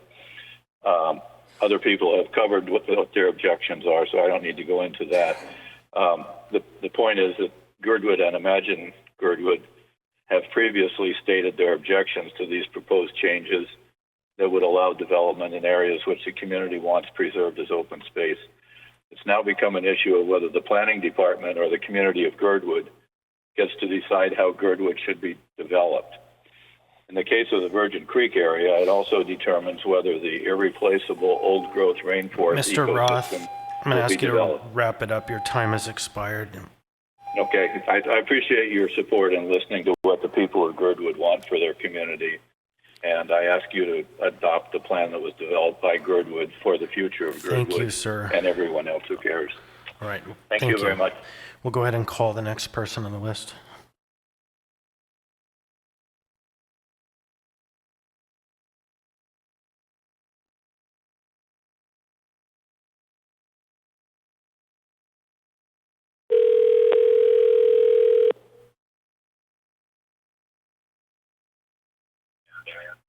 Hello, this is Jamie. Hi. Good evening, Ms. Rodriguez. This is the Anchorage Assembly calling. We are taking public testimony on AO 2024-114, the Girdwood Comprehensive Plan. Please state your name, what part of town you're from. You'll have 3 minutes. Okay. I'm Jamie Rodriguez, and I'm here to testify. Thank you for Girdwood. My name is Jamie Rodriguez, and I live in the in Assembly District 6 in Southeast Anchorage. I'm here tonight to advocate for the Girdwood Comprehensive Plan. Although I don't live in Girdwood, I spent my first year as a teacher at the Girdwood School, and I had a chance to get to know the community and its people, and I fell in love. Girdwood is a friendly, service-oriented, thriving little community and a very special place thanks to the people who live there. We are lucky to have Girdwood as a part of Anchorage. I'm aware of the current housing shortages, specifically the need for affordable housing for employees of local businesses and for families who live there year-round. But I was absolutely shocked to learn that only 40% of the housing is occupied year-round as primary residences, and that so much of the remaining properties are used as Airbnbs, short-term rentals, vacation homes, and many just sit there vacant when not in use for long periods of time. This isn't sustainable for a small community. Full-time residential housing must be the key focus going forward. To the people of Girdwood's credit, as is their custom, they never just sit and gripe. They set out. They always, as they always do, to solve the problems in as fair and equitable way for the entire community as possible. And that's the plan they've come out with. A long-term, comprehensive plan that focuses on land use and will work for the entire community in the future. I ask you to trust and respect the honest, knowledgeable, and sincere efforts of the good people of Girdwood, especially the incredible team that worked on finding solutions and adopted Girdwood Comprehensive Plan. And I don't support the changes either for land use, as others have stated. So that plan without the changes. Thank you for letting me testify tonight. I appreciate it.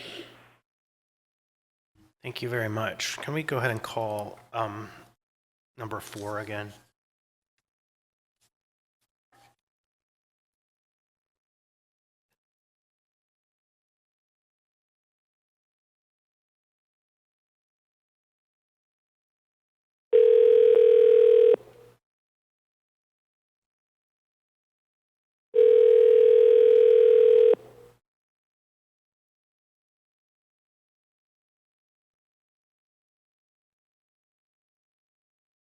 Hello?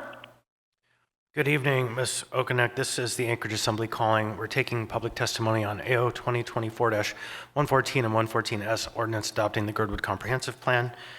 Please state your name, what part of town from. You'll have 3 minutes. Kelly Okonik. I've been in Girdwood for nearly 20 years. Thank you for receiving my testimony. Goodness gracious, you know, the Assembly was quite clear in the Holton Hills conversations that it was important that Girdwood decide what we do stand for, because we came across as being uncoordinated and not standing for anything, just only against. And so we came together with Imagine Girdwood and made a comprehensive plan. And, you know, it was very well attended. I went to many of them. The room was full. And Girdwood very much came together and stated pretty cohesively what we want. And, you know, I'd really like to think that representative government represents the will of the people, which is clearly articulated in the plan. Probably the biggest issue is the area north of the airport. I'm sure you're hearing tons about it. Because in the comprehensive plan that's meant to be open space and parallel paths, the Pomeroy Corporation, you know, conceptualized a different future for that land. And really my concern is if they wanted a different future, where were they in the room when we were coming together as a community? Why not function as part of the community, come to the community with that idea, engage with the community, build the support for it? It just seems, I don't even have the word for it right now, disingenuous to be working on something parallel path and then sneak it in, you know, trying to get in advance, it would appear, than the comprehensive plan itself. And so, you know, my strong encouragement to the Assembly is to approve the will of the people, which has clearly and collaboratively been created and represented in the comprehensive plan. You know, the area around Virgin Creek is another one, although less controversial and something I'm not quite as passionate about because it doesn't have parallel paths. And I think there was the controversy around the, you know, green belt from existing neighborhoods, and I do think that's important, although I don't believe that that is something that the Assembly or the Planning Department is ultimately trying to change. So I just really request that the Assembly approve that which the community has come up with and support the will of the people, and send a message to Pomeroy Lodging and any other corporation that the expectation is to work collaboratively with the community to follow the processes that are ongoing, and not to do anything parallel path. I mean, Holton Hills did it, and now Pomeroy is doing it.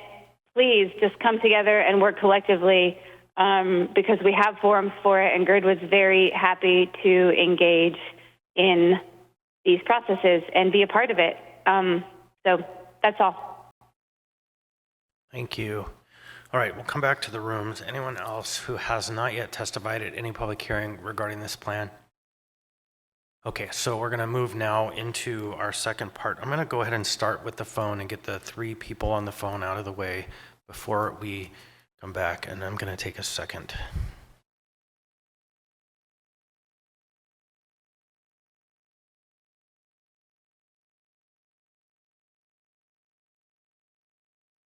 Thank goodness for the clerk.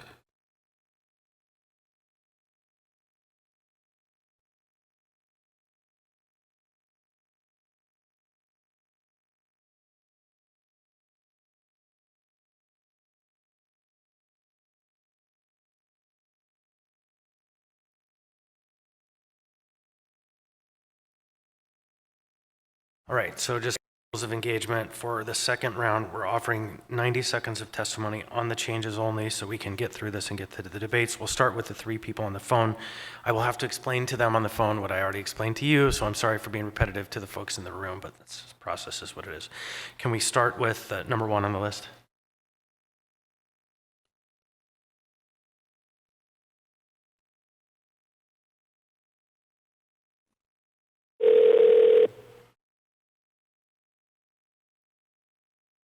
Hello.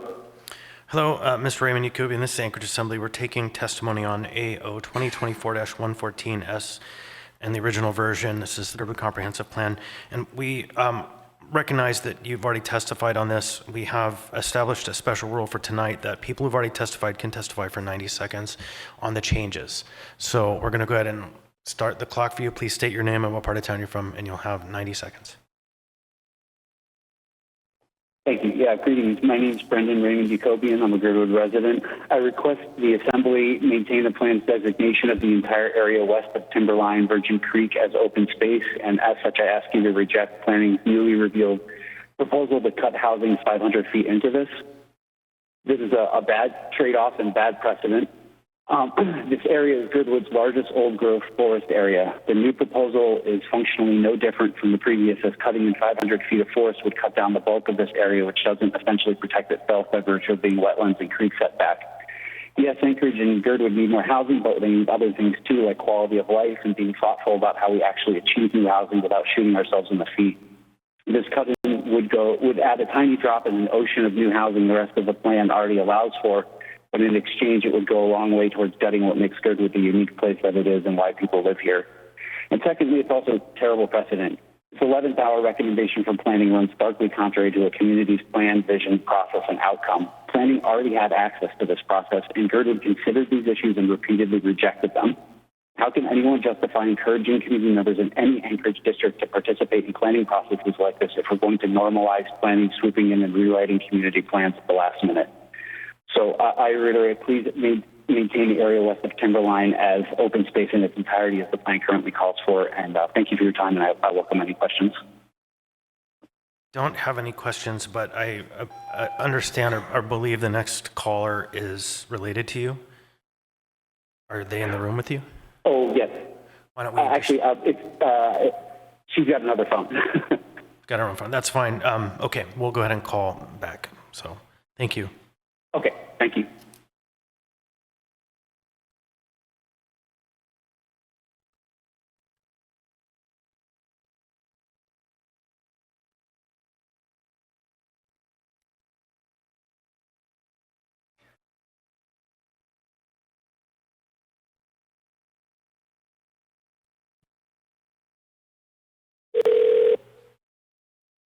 Julie.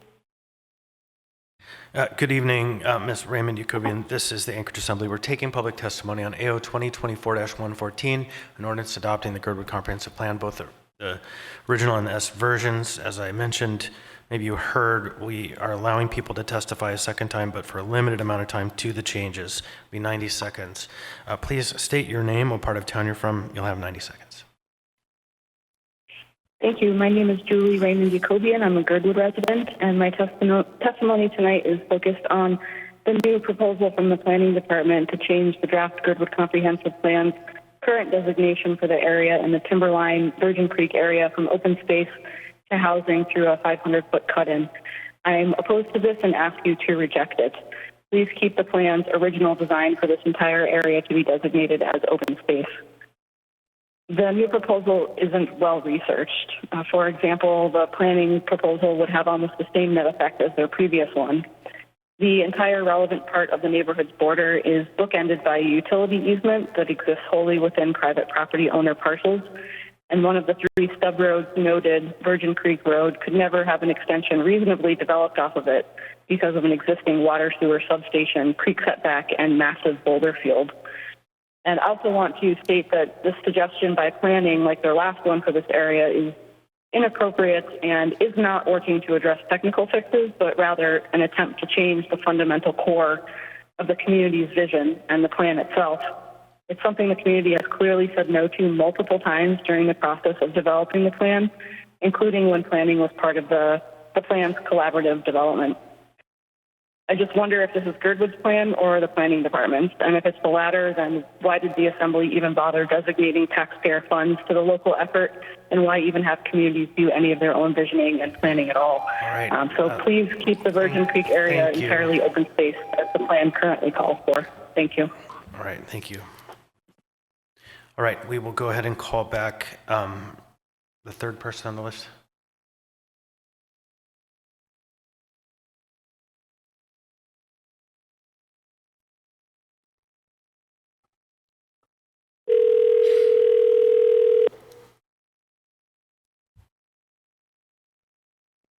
This is Tim. Good evening, Mr. Mr. Charn, in this Anchorage Assembly, we're taking public testimony on AO 2024-114, an ordinance adopting the Girdwood Comprehensive Plan, the original and the S version. And for folks who've already testified, we've made special provision to testify again for 90 seconds instead of 3. Please state your name, what part of town you're from. You'll have a minute and a half. Thank you. My name is Tim Charnan. I'm a member of the Heritage Land Bank Commission, but I'm speaking tonight as a private citizen of Girdwood. I think myself and everyone in this room wants the resort to be successful. They're an important source of jobs. They're an important provider of outdoor recreation opportunities that we all value. But we want them to be successful outside of a very small area within their overall development plan. The area north of the airport, commonly known as the Enchanted Forest or the Upper Meadows. Any changes to the plan that would allow resort development would permanently alter the heart and soul of our community's cross-country skiing area. Pomeroy says that development in this area is critical so that overall the project pencils out. Yet when pressed at public meetings, Pomeroy Development Director Lowry has said that other phases of the plan could or would be modified to meet investment return objectives. Conversely, there's no alternative for the present users of the Enchanted Forest and the Upper Meadows. Development would irretrievably alter its character and limit opportunity for public access. That is why Imagine Girdwood, the Girdwood Land Use Committee, the Girdwood Board of Supervisors, over 100 people who submitted comment on the plan, and the overwhelming majority of our community want to maintain this area as open space. I request the Assembly to do the same. Your time has expired. Thank you for your second testimony. So that concludes our telephone list. Now, for folks in the room who wish to come back forward who have testified previously, I don't think I have to say it every time. Please come forward.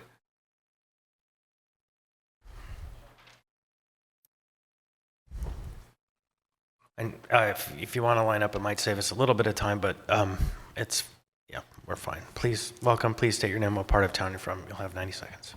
All right, 90 seconds. All right, my name is Deb Essex, and I'm a resident of Girdwood. I asked this assembly to adopt the original version S of the Girdwood Comprehensive Plan without the amendments. Specifically, Amendment 2, I do not support changing the land designation from open space to mixed use north of the airport, nor does the community, as you've heard. The amendment states HLB will require of future development integrating the development with existing and planned trail network to enhance connectivity. Well, that's kind of funny. Actually, it's not funny. It's impossible. When you look at the Pomeroy Development Plan that has a road that plows right through Enchanted Forest and Crockett's Bridge and the Stumpy's Winter Forest and the proposed Forest Loop Trail.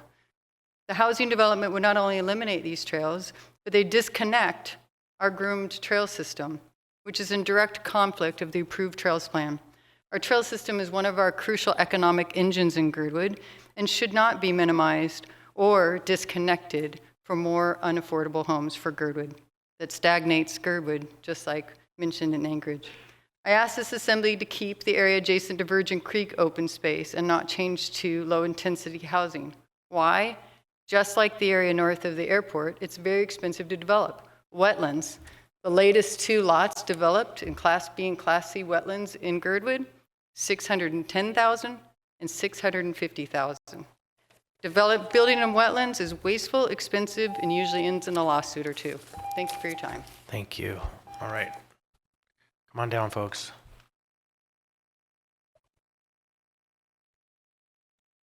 Welcome. Please state your name and what part of town you're from. You'll have 90 seconds.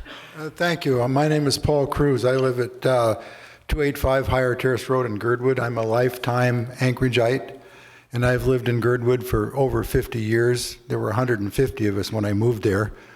I'm a lifetime professional in the ski industry. I ski raced all over the world. I coached all over the world, and I watched all of the ski towns in America grow, so I have a feeling of what's going on. Now, Girdwood doesn't have a whole lot of chance for economy. Outdoors is our drawing card. Yet, these amendments that are put forth will jump right in the middle of what we can have for an industry. So just think about that. And these lands aren't just Girdwood people's lands. These are Anchorage people's lands. We have thousands of Anchorage people coming to Girdwood many weekends to be on our trails and be on our mountain. So let's not sell it out to a few private owners. Let's keep it so that we can all enjoy it. Thank you very much. Thank you. Welcome. Please state your name, what part of town you're from. I have 90 seconds. It's on. Thank you. My name is Kirk Hussel, longtime resident since 1989 in Girdwood, Alaska. Tonight I'm going to speak to the amendment relating to the 72-acre parcel north of the airport that's under discussion for development by Alyeska Resort. Another public process has already allocated that same land for the Girdwood Trails Plan. It allows for the development of sustainable, all-season, multi-use trails, and it protects beautiful areas that have been enjoyed for generations. If you're following along, two legitimate public processes, the Girdwood Comprehensive Plan and the Girdwood Trails Plan, both have concluded that this land is best left as open space while providing tremendous economic value to Girdwood and Anchorage. Of what avail is a public process if it's not honored? From my standpoint, Alyeska Resort has access to other lands that are available for development if they choose. It's not essential for Girdwood or Anchorage that these 72 acres end up in a high-end, exclusive Glacier Creek village with a $6 million Pulse gondola. I'm not exactly sure what that is, but it doesn't sound conducive to developing workforce housing. While I've lived here, Alyeska Hotel was built, and it's had 3 owners during that time. They have a challenging business. I get it. I have a challenging tourism business, too. Who's to say that there won't be 3 other owners over the next 20 years? I can think of no compelling reason to side with one international company's expansion plans over community's interests for the next 10 to 20 years. Thanks for listening. Thank you. Please come on down. Welcome. Please state your name, what part of town you're from. You'll have 90 seconds. Good evening. My name is Brian Burnett. I'm an elected member of the Girdwood Board of Supervisors and a long-term resident of Girdwood. My previous testimony in December on behalf of my neighbors in Girdwood was in support of the S version of the Girdwood Comprehensive Plan. The will of the community has not changed since then. We continue to support the S version, and Girdwood supports the vigorous public process that got us here. This evening, we have 3 amendments that are being considered as we work to pass the Girdwood Comprehensive Plan. I wanted to speak in support of 1A and B, however, time is restricted, and I wanted to speak not to include the developments in amendments 2 and 3, and again, time restricts what I am able to say. So I'll get rid of the details that I was going to cover and jump to my summary, if I may. I recently read a fine opinion piece published this Sunday in the Anchorage Daily News by Mr. Rivera. The title was, "Anchorage Should Control Its Destiny." I say to this body, Girdwood should control its destiny. Our public process is our vehicle to get to that result. We can no longer rely on a faraway Anchorage to solve our issues. Thank you for that line also, sir. The Girdwood Comprehensive Plan should affect the will of Girdwood residents. Thank you for your time. Thank you.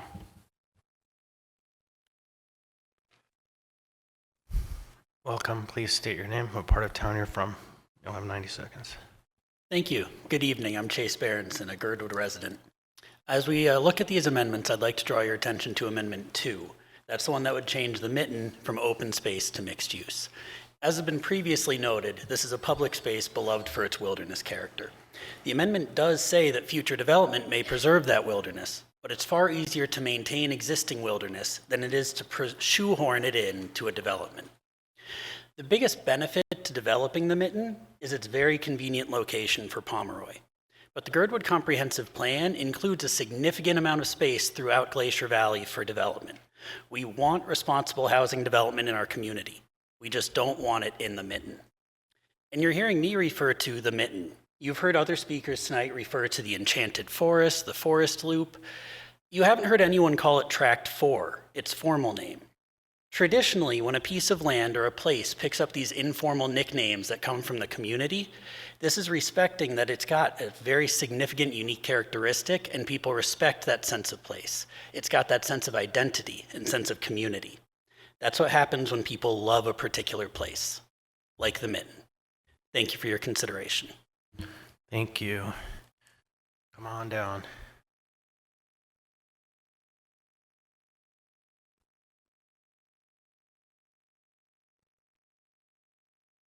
Okay, welcome. Please state your name. What part of town you're from? You'll have 90 seconds. My name is Kara Edwards. I live in Girdwood, and I have not testified before, but I missed my 3-minute window. No, I'll try to keep it short. No, we'll figure this out. That's all right. Just give me a sec. I won't need it. It's okay. Okay, I'll start the clock at 2:30. Thank you. So I'm here tonight as a mother, a professional, and an engaged member of the Girdwood community. Over 2 years ago, my family and I decided to make the move to Girdwood for the exact same reasons that so many others do.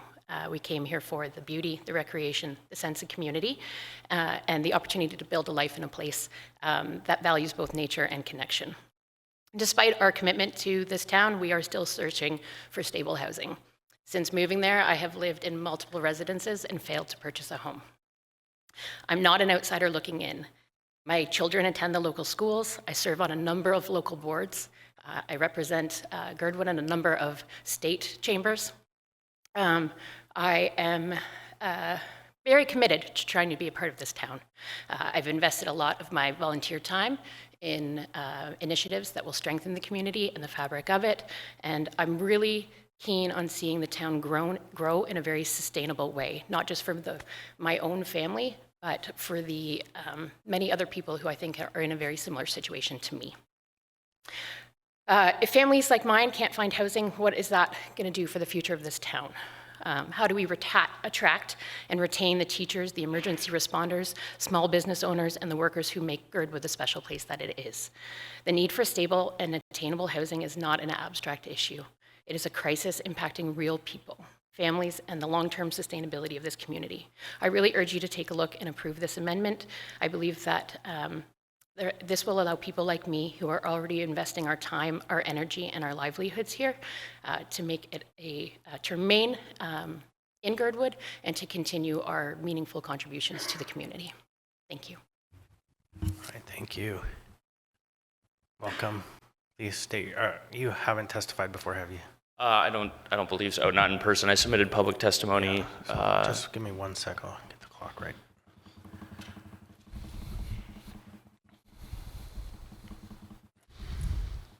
All right, welcome. Please state your name, what part of town you're from. You'll have 3 minutes. My name is Grant Matthews. I live in South Anchorage. I'm a professional civil engineer. And I spend a lot of time doing civil engineering work in Girdwood. I've worked for the resort as well as a lot of other private developers, constantly kind of analyzing the developability, housing, suitability of land in town. Girdwood is a very challenging place to build for many reasons: topography, wetlands, access to utilities, and that makes it very expensive. So it's obviously a conflict between preserving natural space and utilizing land that is well suited for housing. The area north of the airport that's been discussed at length here is currently zoned GRST2. So it's zoned for mixed use right now, approving that area under the comprehensive plan as open space really just is incongruent with what its zoning is, and so what it's already permitted. It also went through a very lengthy public process for an area master plan amendment, which was approved, that shows housing in that area. So I understand that it has special value to people, but I also understand that it is well suited for development. It has access to utilities. It's not too steep. So it's I guess it's just a choice between what is of the most value. And currently that area is zoned for housing mixed use. I think that's pretty much it. Thank you. All right. Anyone else?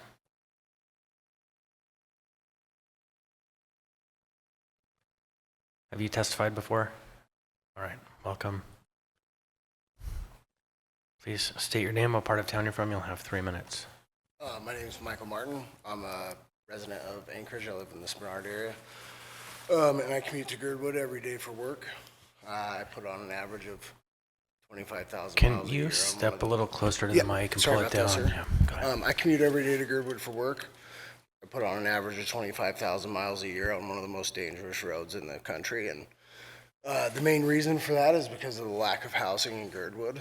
I'm very much a small community guy. I grew up in rural eastern Washington, and Girdwood is a community I'd very much like to be a part of, but I feel like if you didn't have the opportunity to buy a house in the late 80s or 90s, that Girdwood has become an exclusive club that requires an income level which is hard for most to attain.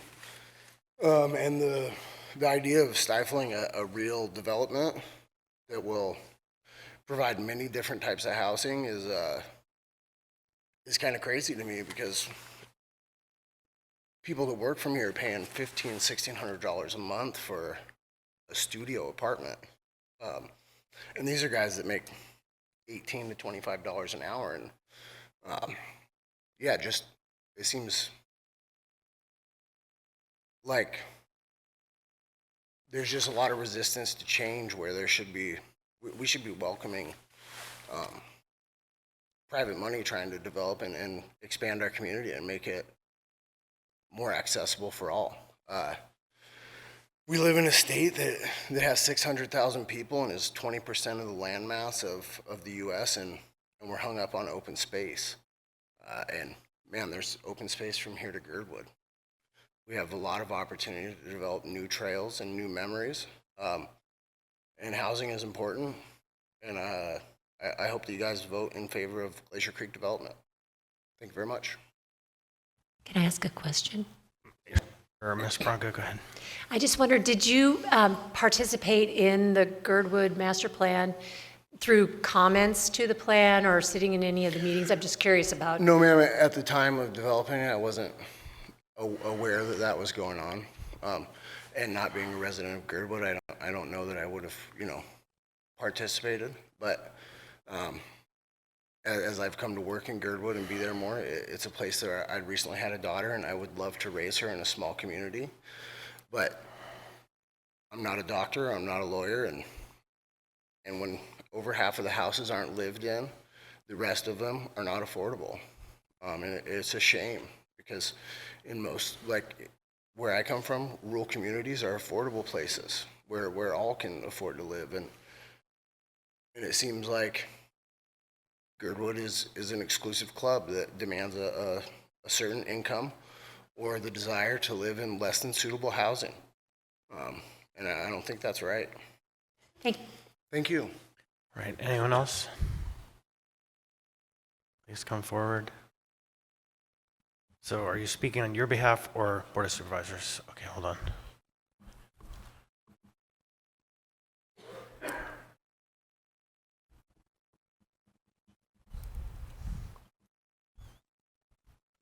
Thank you. Welcome. Mike Please Edgington. state your name, what part of town you're from. You'll have a minute, 90 seconds. 90 seconds. Thank you. Mike Edgington, Girdwood. I'm speaking on behalf of, as the chair of Imagine Girdwood. I gained that role about a year and a half, 2 years ago to get this through the last steps of the process. I'd like to just comment on that. I think the position of Imagine Girdwood is we supported the S version. We actually support the First Amendment, Amendment 1. That's something we are comfortable with. We do not support the other two amendments. I'd like to just reinforce the comments actually from the last couple of speakers. I think we've heard from several people who work for Alyeska Resort, including the general manager. Even as a general manager of the resort, you cannot buy housing in Girdwood at the moment. The problem isn't the lack of houses. There are houses. The problem isn't that we're not building enough housing. We're building lots of housing. The problem is that nearly all of that housing is going to second homes, dark uses, Airbnbs, etc. Simply building more housing is not the solution without these other pieces.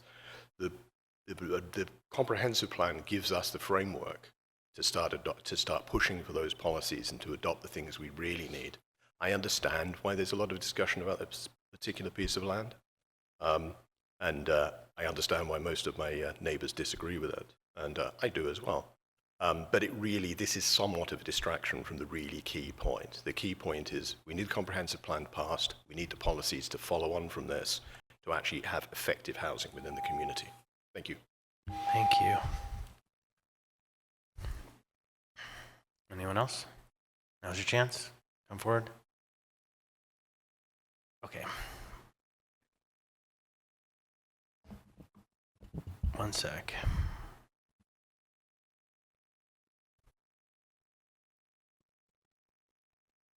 All right, welcome. Please state your name and part of town from. You'll have 3 minutes. My name is Courtney Ruckel, and I moved to Girdwood 24 years ago, built a house up Crow Creek Road.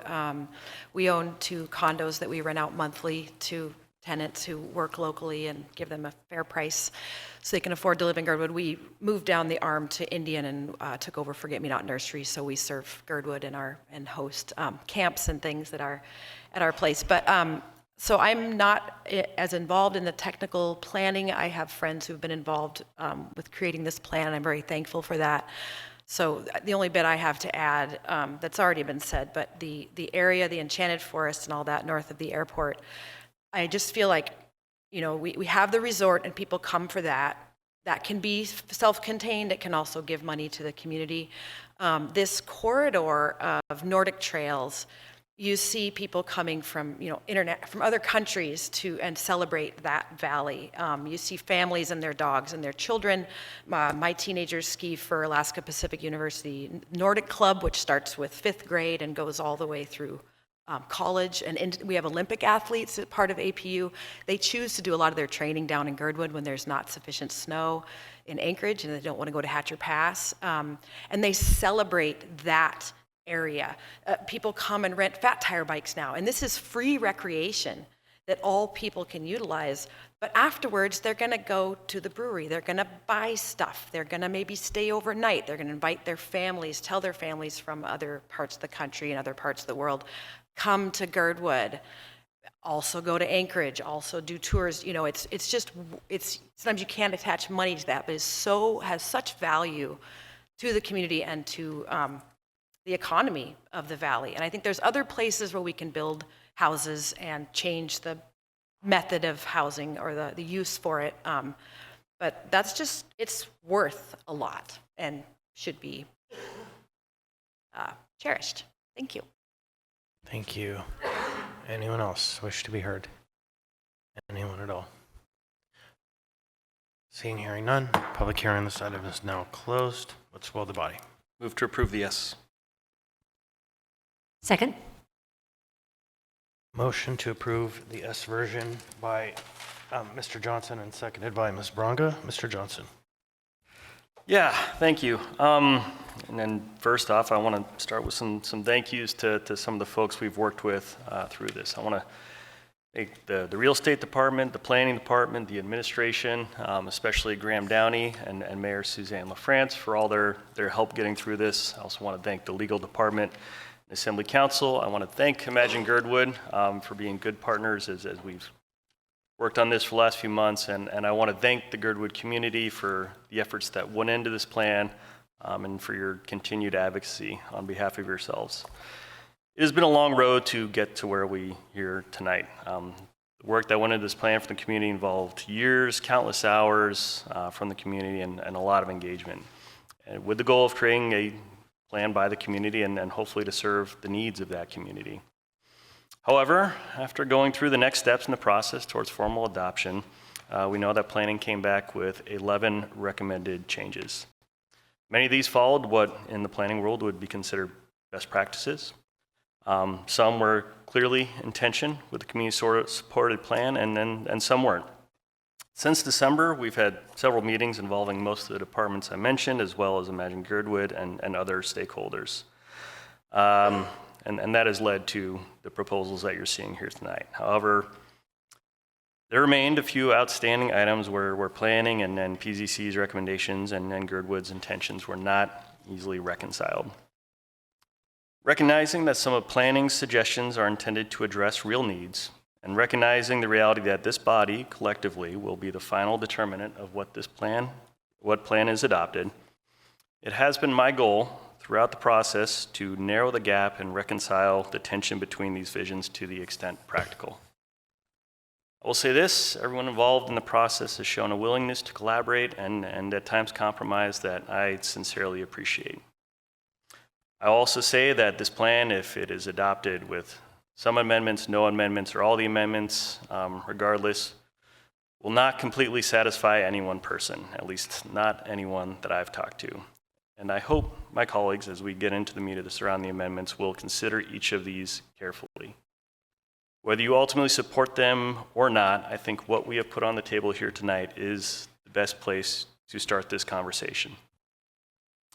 I'm also mindful, honestly, that these amendments did not get disseminated as early as I would have liked. When you have so many departments and persons working on something, many of whom are very busy, closing the communication loop can be a real challenge. Many hands have touched these documents, and I think this has led us to a better place, but it has slowed things down. I will note that everything you're looking at here today, except for one small technical change, has been contemplated in a similar form either in the original ordinance or in a previously adopted plan. So with that, I think I'd like to get into it and move Johnson-Sult Amendment 1. Second. Second. There is a motion to amend. It's Johnson-Sult number 1, moved by Mr. Johnson. I'm going to give it to Mr. Sult. As the second, Mr. Johnson. Thank you. As I mentioned earlier, 8 of the 11 changes planning recommended are already in the S version. This amendment brings in a 9th and it tweaks it a little bit to hopefully strike a better balance between a challenge highlighted by planning and a desire expressed by the community. You'll note the language around vegetative buffers has been changed to be less prescriptive, while still, I hope, capturing the intent put forward in the comp plan. The other piece of this is essentially a technical correction. There was a parcel that was originally split into 2 land uses. That's problematic from a planning perspective. And in consultation with Imagine Girdwood, it was agreed fixing this would not deviate from the intent of the original plan. So I hope for my colleagues that these modifications are not controversial. The next 2 amendments certainly are. These are pretty straightforward and are being recommended with the support of Imagine Girdwood and in alignment with the intent of the community-supported plan. All right, so I have myself in the queue for a procedural matter separate from the amendment, so I'm going to hold myself there. Youth Member Grady wanted in the queue. We're on the amendment now, so you can speak to the amendment. You can let us know what you want to talk about, or you can make your point.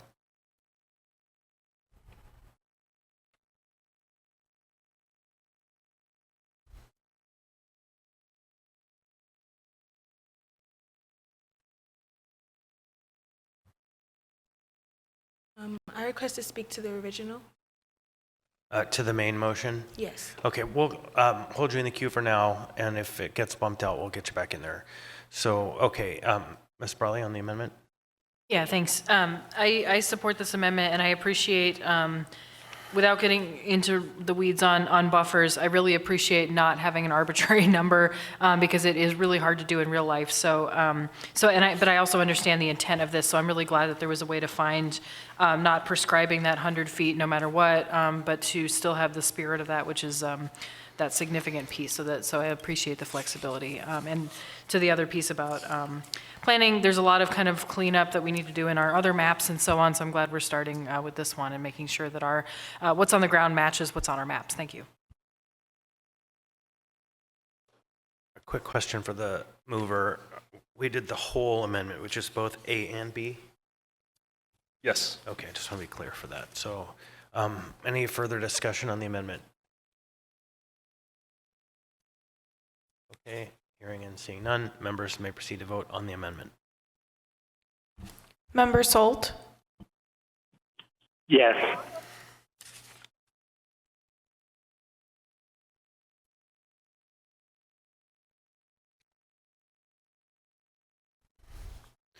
On a vote of 11-0, Amendment 1 has passed. Now, I am going to jump in with a procedural question for the body. So I checked in with the clerk on when we had the work session on this item, and it was November 22nd. And so it was a long time ago. And I know probably the sponsors and everyone would like to get through this tonight, and I just want to say that it wouldn't be unreasonable to postpone one meeting and have a work session on the final product so that we see what the Planning and Zoning Commission did, so that we see all of this. And so I'm not asking for that motion. I'm just saying it wouldn't be unreasonable, since the last time it was heard in a work session was 2024. And so I just want to put that before we dive into the deepest part of the Second Amendment, that's an option. So I just want to put that out there. Anyhow, Mr. Johnson. Yeah, I think I guess I'll say that well, it'd be great to get this across this line. I also understand that this might be challenging for members who are being put in this position, with some of this being relatively fresh and having not looked at the rest of it for a while. But I'm not sure I need to speak again to this amendment. I think we're probably ready to vote on Amendment 1. Oh, didn't we just finish Amendment 1? Yeah, we did. So we're done with Amendment 1. Now, before we go on to further amendments, I put that out there. Now it's time for Amendment 2. With that, Chair Constant, I would like to move Amendment 3 for purposes of discussion.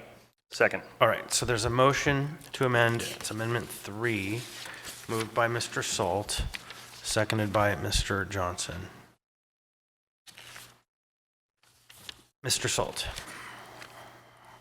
Thank you, Chair Constant. So Amendment 3 is probably the more controversial of 3 amendments involving Virgin Creek, which on the map seems to make sense to add an additional 500 feet for housing connecting several roads that's currently dead end. However, we hear Girdwood and we hear their voice to remain Girdwood and what is all unique about Girdwood. So what I'd like to hear is just members' opinions as well as the administration's opinion. Truthfully, I'm undecided on this one. And as I said, move this for discussion. Thank you. All right, on the amendment. Are you in the queue on the amendment? Ms. Brawley, go ahead. Thanks. Yeah, I am torn on this one as well, and I understand the need for more development. I guess a question, I don't know who the question would be to, maybe Mr. Downey, because from the mayor's office, because I know you've been involved in these discussions. I'm really curious, is there, to your knowledge, has there been kind of active interest in this particular, like, is there somebody out there wanting to build on this, essentially, is my question, versus is this more kind of saying this is a logical place to put housing if and when folks want that? Through the chair to Member Brawley, more the latter. This is a place where it seemed to planning department that it's adjacent to existing infrastructure and so potentially made sense for development. And just a follow-up too, so, because I'm seeing it's low intensity residential, and then based on the parcels I'm seeing, it's pretty much, I'm gonna guess single family homes or not really dense development in that area, is that correct? That's my understanding, and planning can correct me if I'm wrong. Doesn't look like I'm wrong. On the amendment, Mr. Voland. Yeah, thank you, Mr. Chair.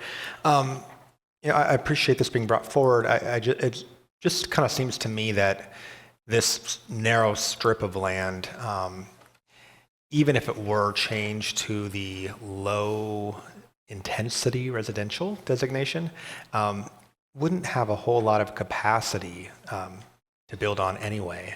I'm wondering, maybe someone from the department or Mr. Downey, I'm not sure, what is the sort of projected capacity of housing if it were changed to the low intensity residential in this kind of small, skinny area? Yeah, through the chair to Member Volland, it's we were trying to run down that number today. It turns out it's relatively hard to estimate. You have to sort of figure out how are the parcels going to be platted, and then also, an important distinction in the Girdwood plan is that there are not restrictions based on density, but rather intensity. So even if it could only hypothetically be 20 lots or something like that, you could potentially have 80 or more people living on those lots, since the plan doesn't restrict the number of people, it restricts the size and impact of the structures and the impermeable surface. But it's not unfair to say that it is a limited number of potential housing units. Okay, I appreciate that answer. Yeah, I think it just seems to me, unlike another amendment that we'll be considering a little bit later, maybe there's not a whole lot of room here for potential development. And to Member Brawley's question that she asked, it doesn't seem like there's any imminent interest in putting something here. So I'm probably disinclined to support this amendment, although I do appreciate it being offered up for discussion. Thank you, Mr. Chair. Mayor LaFrance. Thank you, Mr. Chair, and I very much appreciate the discussion of this amendment and especially the public testimony. As Mr. Downey said, this amendment made sense for around development. I mean, what with the infrastructure in place and Girdwood being a challenging place to build, but I've got some concerns too with it, and I recognize I'm listed as a sponsor here.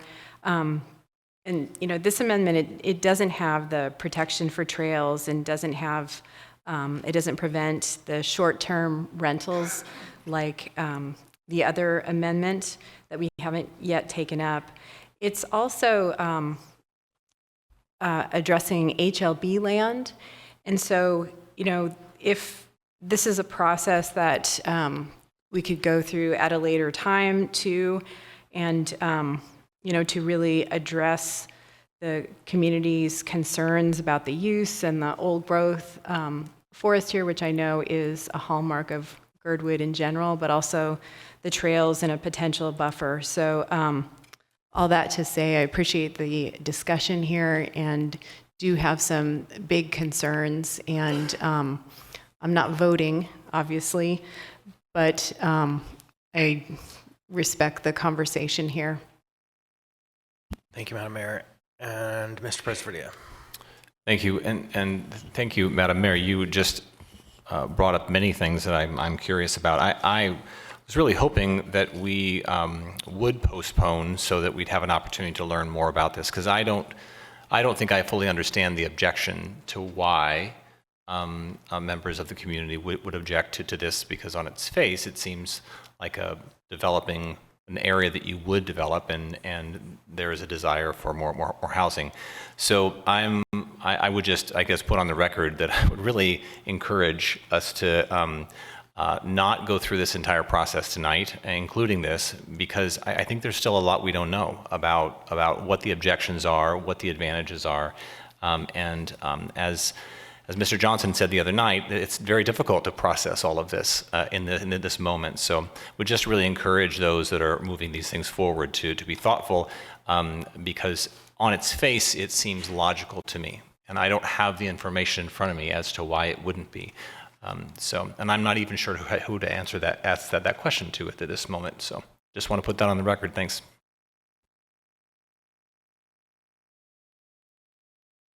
Mr. Rivera. Yeah, thanks. So since we're all not getting there directly, I guess, Mr. Chair, would I have to wait until after this amendment to make the motion? I think that if there isn't objection, then it would be fine to proceed. Got it. Yeah, so let's go ahead and I'll make the motion and we'll see where the chips fall. So I will move to postpone action on this item to the meeting of March 18th. Second. So there's a motion to postpone to a time certain, March 18th. Mr. Rivera, seconded by Mr. Salt. You want to speak more to that? I think members have made a good rationale for postponing action, and hopefully we can squeeze in a work session. No, we can. Hear a little bit more from the community and from planning. Thanks. All right, so now, Member Grady, I don't know we're going to get to the question tonight. I don't know if you want to take the opportunity to just put your thoughts in the mix, because I don't know if you're going to be here on the 18th. I think I would just like to put my thoughts in. I've heard multiple residents from Girdwood speak in not support for this plan. I don't think it's fair to try to force a plan on a community that clearly doesn't want it.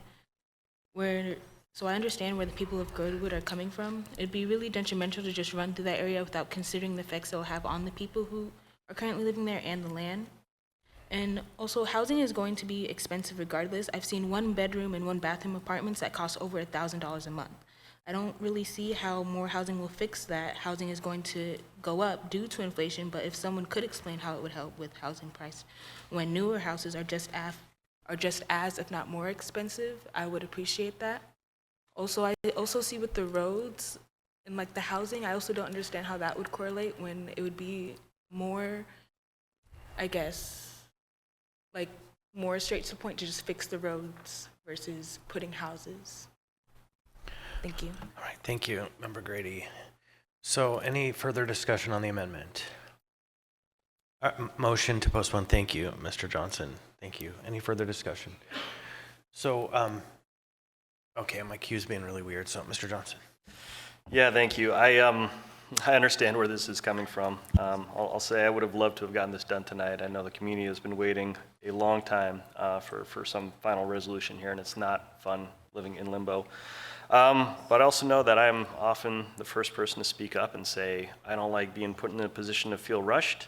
And so I think it's only fair to say that I do not like the idea of putting my colleagues in that position either. And then these are weighty decisions. So as much as I would be happy to be able to close this chapter, I respect the request to take a little bit more time with it. And so March 18th, boy, I sure hope we don't have to go any further, but I will ultimately support the motion to postpone.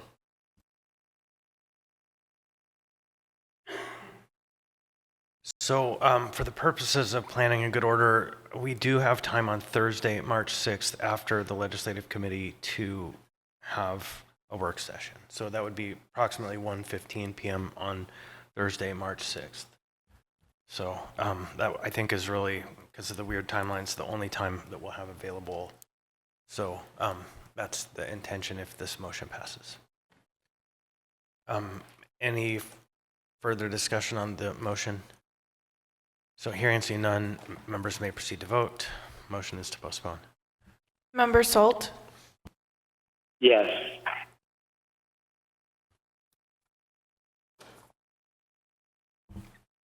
Member Perez-Verdia? On a vote of 10-1 and the youth member votes No. no on the motion to postpone, the motion has passed. The item will be postponed to the meeting of March 18th, and we will have a work session at approximately 1:15 p.m. on the 6th of March. And Mr. Chair, point of information. Yes. Just to be clear, mostly for the public, so we've passed one amendment, we're in the middle of this Amendment 3, that's exactly where we'll pick up, is that correct? Yes. Thank you. Yes, and I think to the planning department, it would be very helpful, or HR, whoever it is, HLB, to prepare a presentation to the membership so that we can understand the difference from what happened in November when we were briefed to what it is now, just so we can see it and understand it. I think the information is just too much to consume tonight. So thank you, everybody, for that thoughtful decision. So we're going to take just a minute break now because we're having some technical issues.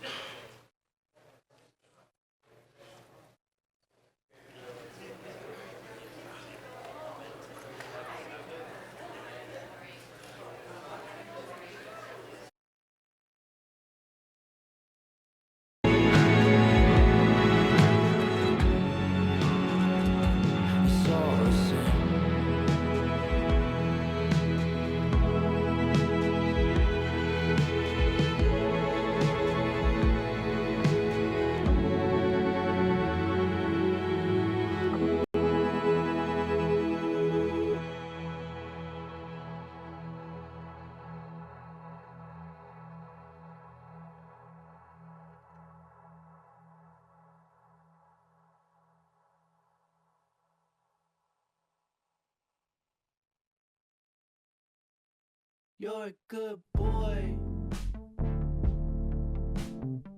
You and all the rest, yeah. all good boys. You stop making excuses for other men unless it's one of your boys. You know him better than that. You swear he's a good boy. Good boy, good boy, good boy. You ask how my day went after I said you didn't ask how my day was. You're a good boy. You think I'm prettier when I smile. You're a good boy. You say how you feel even when you're not drunk. You're a good boy.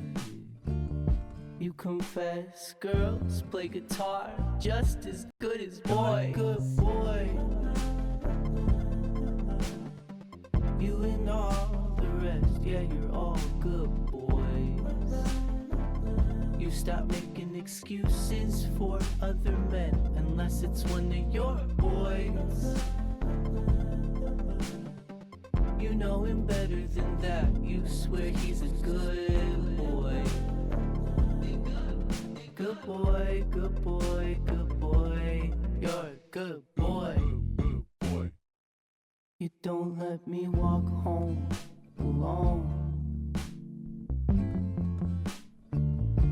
You patiently wait to get out of the friend zone. You're a good boy. You stopped thinking there were girls who weren't like other girls. You're a good boy.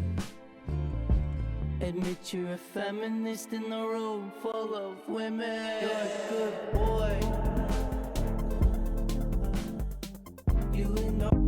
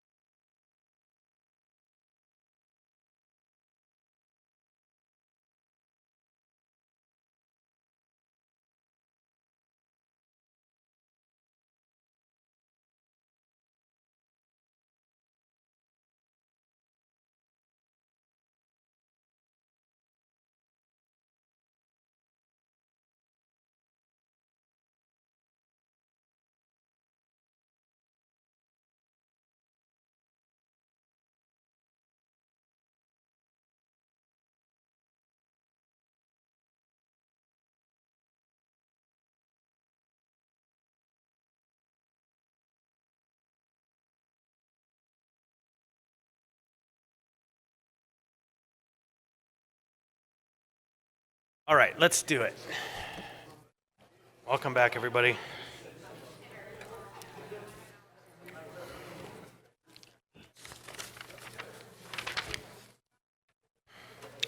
All right, next item on the agenda is item 13B. 13B is AO 2024-122, an ordinance of the Anchorage Municipal Assembly amending Anchorage Municipal Code Section 25.30.035 to provide a procedure by which former record owners may claim any excess value over the debt owed on tax foreclosed properties retained by the municipality for a public purpose. The public hearing on this item is now open. Anyone wish to be heard on this item, please come forward. Again, this is AO 2024-122. Hearing and seeing none, public hearing is now closed. What's the will of the body? Move to approve the S version. Second. So I believe that was Ms. Brawley who moved the S version and Mr. Presverdia who seconded. Ms. Brawley. Yeah, thanks. So this took a while to get here, but I'm happy to say that not only did we dispatch of the other item that we've been postponing since last April or whenever it was, but also that this code change is now ready. So just briefly for context, and then I'll probably throw to our attorneys just to explain any more technical details. Essentially, there was a Supreme Court decision in 2024 that had to do with when a city retains a property that was foreclosed on for tax purposes and how they determine value. And beyond that, I'm not the right one to answer questions, but essentially it is something that we needed to make a code change for. That was the recommendation from our attorneys. And the reason there is an S version before us is because we looked, or others looked around to see the different types of property valuation and found an example in Fairbanks that was used as the example for this. So it was a change from the original ordinance. But essentially, as I said, this is a process for if the municipality is going to keep a property that has been foreclosed on, there's a determination around value. There's already a public process in place to deal with that. So this isn't changing that. And it's really just updating based on the Supreme Court decision Tyler versus Hennepin, which is referenced in page 1. And otherwise, I would, I guess, turn to our attorneys if there's any additional information to add or if I got anything incorrect, but I would urge support. Thanks.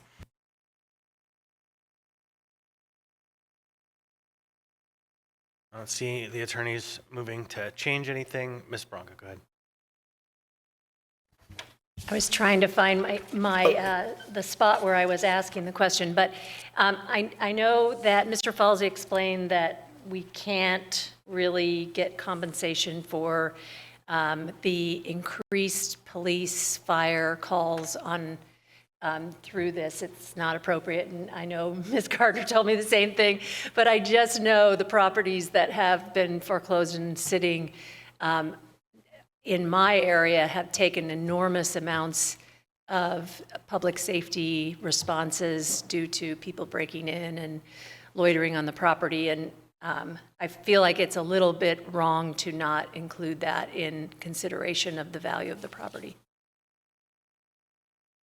I don't know if they helped you to understand AMC 880 and how it applies, but AMC 880 before the property is in its final foreclosure status, in fact, can apply fines for excess calls for emergency services. And so there is already a code section that addresses that. It's when it gets to the point of foreclosure that it's a different process altogether. And so, but before that moment, we do have a method. And so if you know of these properties, you should identify them to the neighbors and they can utilize that code section. Yeah. So I think it was described to me that when it's foreclosed, it's then our problem. Yep. And it's, you know, so if they're breaking in or coming, that it's now our Yes. business. So yeah, that's everything up until the point of foreclosure is the previous owner. And so those properties become a nuisance. Then we get them, right? It's not mostly that the properties become a nuisance once we have them. And so anyhow, we can talk about that offline. AMC 880 is your friend. So anyone else wish to testify on this item? Seeing and hearing none, members may proceed to vote. Member Solt? Yes. On a vote of 11-0 and the youth member votes Yes. yes, AO 2024-122 has passed the body. Next, we have item 14A. Item 14A is AO 2025-21, an ordinance repealing and reenacting Anchorage Municipal Code, Chapter 1555, Water Wells. The public hearing on this item is now open. Anyone wish to be heard on this item? Anyone at all? Seeing and hearing none, public hearing on this item is now closed. What's the will of the body? Move to approve. Second. Moved by Mr. Rivera, seconded by Mr. Presverdia. Any discussion on the item? Point of information. Go ahead. Are we moving the original version or the S version? I believe it's the S version. Thank you. Yes. All right, Mr. Rivera. Yeah, thank you, Mr. Chair. So for Vice Chair Zalotel and I, the story behind this ordinance began many, many years ago. For me, it was in July of 2017, just a few months after getting elected. I was approached by a constituent, Amanda Adams, about a conflict between a private snow disposal site and a private well. And exploring that issue over many years with different staff over multiple administrations at the state and local level, Amanda eventually got the result that she needed, which was wrapped into this ordinance. A huge thanks to Lance Wilbur for really shepherding this to its conclusion tonight. Sometimes, I think as we all know, government can work at a pretty glacial pace, but thanks to some really amazing staff work, we can finally put this saga to bed that has existed before even I got elected. So I urge a yes vote on this ordinance. Thanks. Mr. Myers. Thank you, Mr. Chair, and perhaps Mr. Rivera can answer my question. My apologies for missing the work session on this. My only concern with this was page 23. Lots, subdivisions with proposed more than 5 lots need to have an aquifer study. I don't know if you have any information on that, but I believe there are only 2 companies in the state that do those, and they take a very long time. So that was my only concern about this ordinance, was the aquifer study. So we'll go ahead and invite the, I guess, deputy building official, I think we heard. Mr. King, come forward.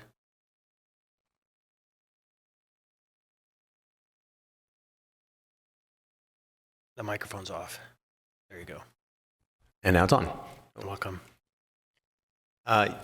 Yeah, so in 1999, since 1999, there's been a requirement originally put in by the Anchorage Health Department to have that done, an aquifer study completed by a hydrogeologist. In 2014, zoning code changed, and they used to say, do what the Anchorage Health Department wants, and they took that out. And so for a while, it was continued to be pushed that this was a requirement. Then there wasn't a place for it to be required. So the intent was to put it back into the code officially. We did meet with developers in town after we developed the code and worked on it, and worked with the hydrogeologists, the 2 that are in the state, to determine a middle ground. There is still large concern for larger developments, and it's hard to say how many lots is going to be considered a large development, and it has to do with the type of aquifer that you end up building on.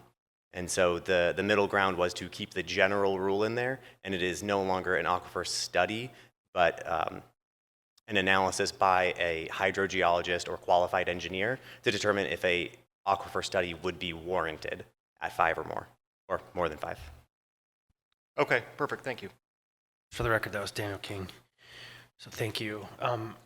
Sufficient, Mr. Myers? Yes, thank you, Chair. Thank you. Ms. Brawley? Yeah, thanks. I have another brief follow-up question for Mr. King, sorry. And just as you're walking up, because I know I was briefed at the committee meeting, but I think just to be clear as well, so it sounded like the original version of this triggered some concerns. So can you just describe, and I'm basically what you had said at the committee, which is that you met with some folks. So if you could just describe kind of what the major change was. I think you spoke to the content of it, but just kind of put some color on that. Thank you. Yeah, the major change was the original language was to require for more than 5 lots in a subdivision project to have an aquifer test completed by a hydrogeologist. And that typically requires going in, drilling 3 or more boreholes, running tests to see how long water runs through to get the water out, to see if water is available not just for that subdivision, but also for the surrounding neighbors that are already on wells, right? To determine, is this going to be pulling too much water out of the wells or out of the aquifer to limit the amount of water that's available to the existing wells. The middle ground that was met was no longer requiring the boreholes to be dug, but for a hydrogeologist or qualified engineer to determine if it's warranted. They typically have a lot of good information from doing so many aquifer tests around Anchorage, and the developer said that they often know as well that certain areas are already going to have a better chance at not needing an aquifer test, which is why they like to develop those areas.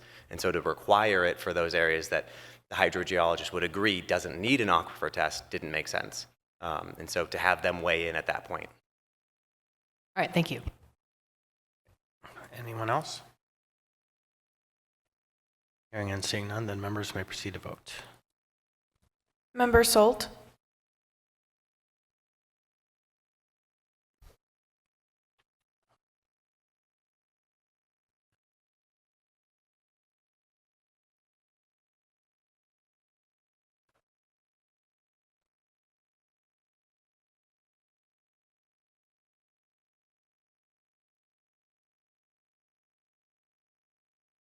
Member Salt?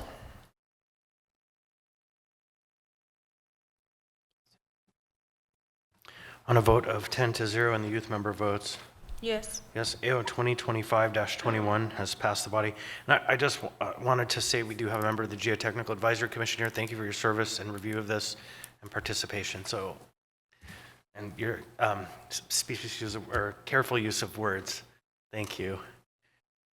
Okay, next we have item 14B, AO 2025-22, an ordinance to Anchorage Assembly authorizing Anchorage Water and Wastewater Utility to borrow and accept from the State of Alaska Clean Water Fund an aggregate amount not to exceed $10 million for the purpose of financing a portion of 6 AWU capital improvement wastewater projects and providing for related matters. Public hearing on this item is now open.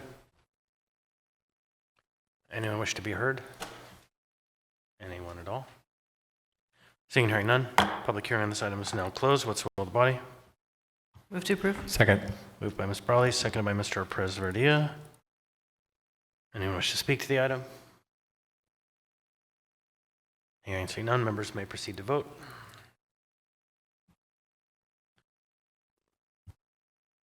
Member Salt? Yes.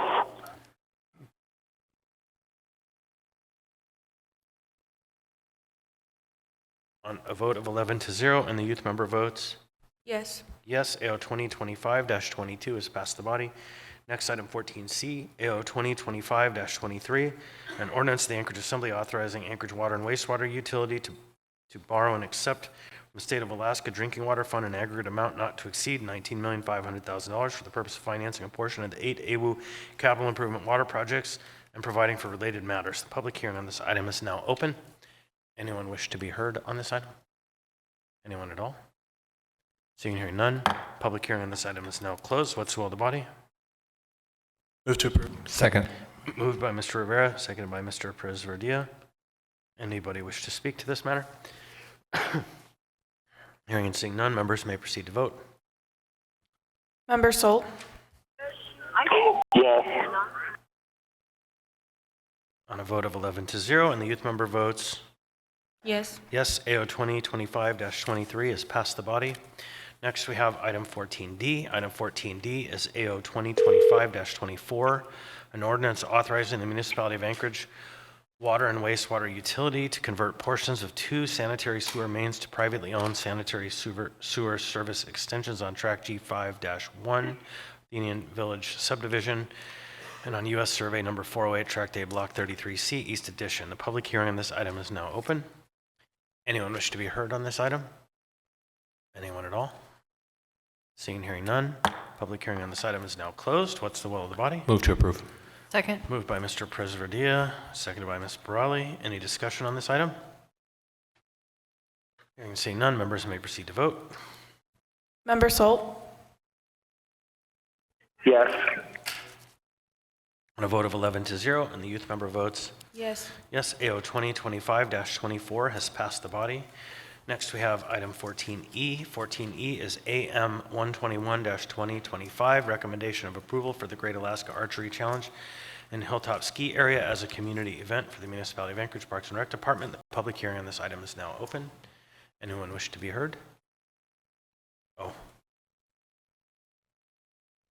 Okay, we do have someone who would like to provide phone testimony. Go ahead and call. Got someone up there too. We'll go with the phone and then we'll come back.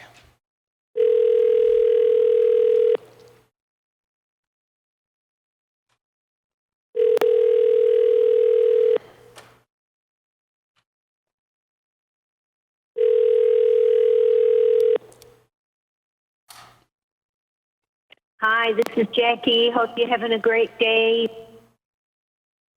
Hi there, Jackie. Ms. Graham, this is Anchorage Assembly calling. We're calling on... Oh, that was a recording. Okay, you just dropped it. That's fine. We'll just go ahead. We tried. And come on forward, please. Welcome. Please state your name, what part of town you're from. You'll have 3 minutes. Microphone on. My name is Caleb Martin. I'm the Executive Director for the Alaska Outdoor Council. I co-host the Great Alaska Archery Challenge with local small business owner David Stoddard. Currently, for the last 4 years, we've hosted it in the Mat-Su Valley. We're asked by Hilltop Ski Area to bring it to the municipality of Anchorage. And we have quite a bit of archers here in the Anchorage area. We have a thriving archery community. This type of event does bring people from all over the United States to come to Alaska to participate in these events. We have already over a dozen folks committed to coming to Alaska this year. Tonight we're asking you guys to support this opportunity, an opportunity for Anchorage to host this event. It's the Super Bowl of archery in Alaska, right? People come from all over the place. It's good to get people outside. It's a mixture of fitness, outdoor education for our youth. We see quite a bit of youth shooters, and the youth archery community around Alaska, we personally fund programs from Fairbanks all the way to Juneau, and that community is growing every single year. So this event, it's going to be a huge event, draw people from all over the place. It's going to bring along with it people who's going to need hotels and taxis and flights and a lot of other side revenue around the event as well. The last 4 years we had no incidents. It's a very well-structured event. It's a very safe event.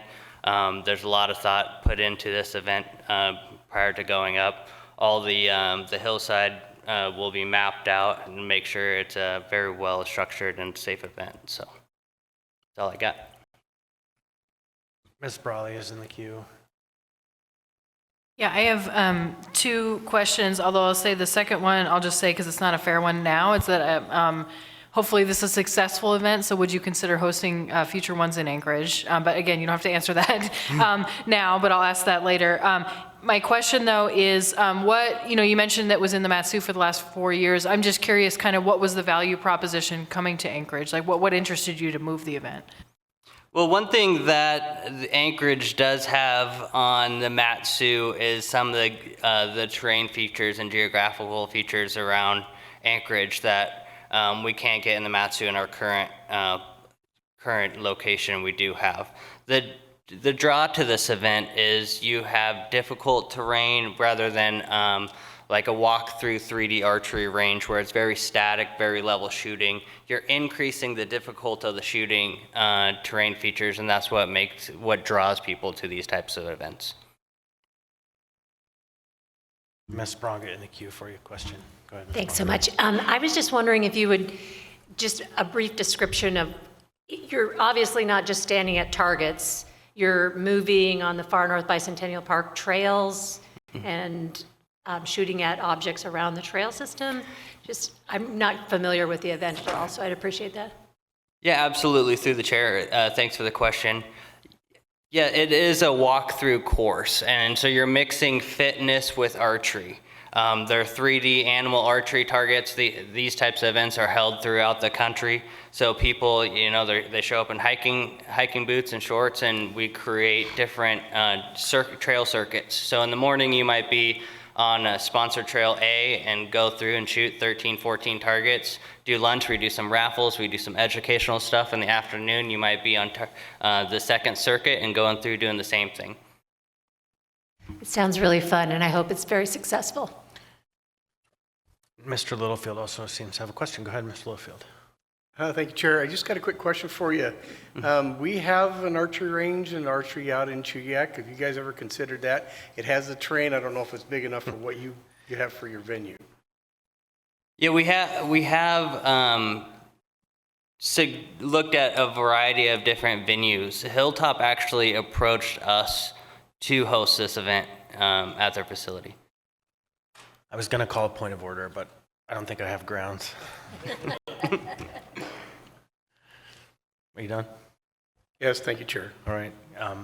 So I want to follow on the question Ms. Bronga asked, because I think she asked a question that you didn't quite answer.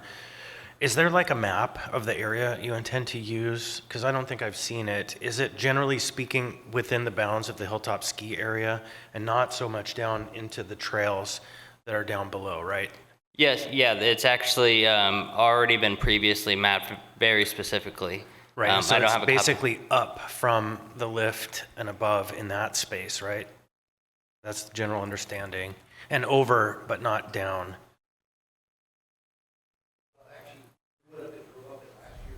Yeah, come forward.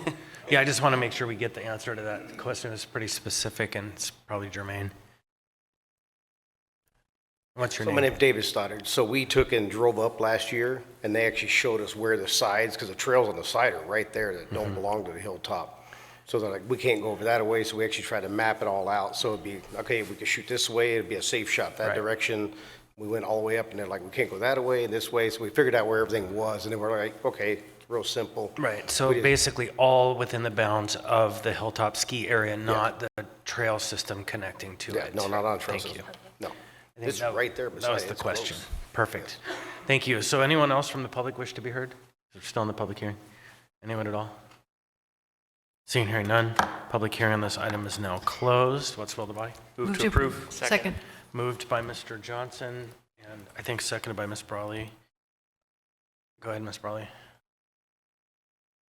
Thanks. Yeah, I just want to briefly speak to this. So I'm not technically a sponsor of this, but I'm really glad to see it moving forward. I was contacted by a friend back in December about this particular event and wanting to move it forward. And then, of course, it ran into a code change that I was involved in as well. So I felt some responsibility for dealing with that. You know what? I'm going to interrupt. I'm sorry. Mr. Salt, before we had a motion, I should have called on you. Mr. Salt, please. Thank you, Chair. I just wanted to disclose that I am a member of the Hilltop Board, and also my children participated in full coral archery. So I would like, I'd still like to vote on this, but I ask for your ruling. Thank you. So you stated that you are on the board of the, the Hilltop ski area, and it's not the organization running the event? Yes, that's correct. Hilltop ski area. Thank you. So is the organization paying Hilltop? Is it a revenue generating activity? Mr. Salt? I'm sure it will be for Hilltop, but I will not benefit directly from that. Yeah, I think though, because you serve on their fiduciary board and they use it as a revenue generating opportunity, I do think we're going to have to find that you have a personal interest sufficient to ask you not to participate. Okay, thank you. Is there any objection to that ruling? No. Okay, so just to indemnify you, I think the best choice is to make no choice. So, okay, now, I'm sorry, Ms. Brawley, go ahead. That's okay. So yeah, just for folks that might remember, we made a code change, myself and Mr. Constable, back in 2023, just making sure that if there is discharging a firearm, including a bow and arrow, or similar, that there would be enough safety planning in advance for that to happen in the park. And so this is really not an item that otherwise we would need to approve because it's an operational item, but this is fulfilling the requirement that is in code. And then you'll see attached to this item itself is the safety plan. And I had a conversation with Parks Director Braniff about safety concerns. I think they spoke to kind of the area that it would happen in, and then it's a time-limited event. And so for my part, I'm satisfied that not having heard any other concerns, that would be a safe use of our parks. And so I'll also say I'm very excited for this event. I'm not an archery person. I'm not even sure what the term is, I guess archer. But I'm very excited to see this happen and that we can have more fun in Anchorage, and especially always welcome bringing events to Anchorage from other parts of the state. So I urge your support. Thank you. Go ahead and briefly put myself in the queue just to note on this. I support this easy decision in the process of getting this item before us, and this is just inside ball. It became apparent that the code doesn't contemplate public hearings for memoranda. And so there is some cleanup in the code for us to look at how we structured this to provide us a vehicle to do this formally. The code provides public hearings for resolutions and ordinances. And so, but we set this up and said, do it. So, and we're the stewards of this, so we're doing it, but we will come back and clean up that section of the code sometime in the not too distant future to make it really clear that we can set public hearings for items other than ordinances and resolutions. So that's, again, just inside ball. But, all right, anyone else? Hearing and seeing none, members may proceed to vote.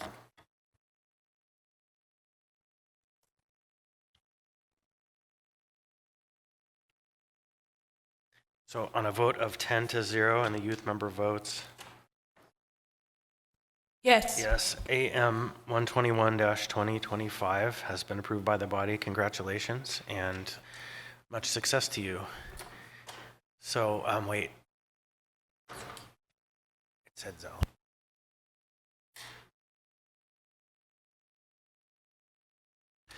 Congratulations. All right, so the last item we won't have the youth member participate on, it's item 15A, Resolution AR 2025-60, a resolution of the Anchorage Municipal Assembly regarding the renewal of municipal marijuana cultivation license M21725 and retail license M21724 for AKGLD 2 LLC DBA, the Red Light District, stating conditional protest of the renewal of the state marijuana license number 21725 and 21724.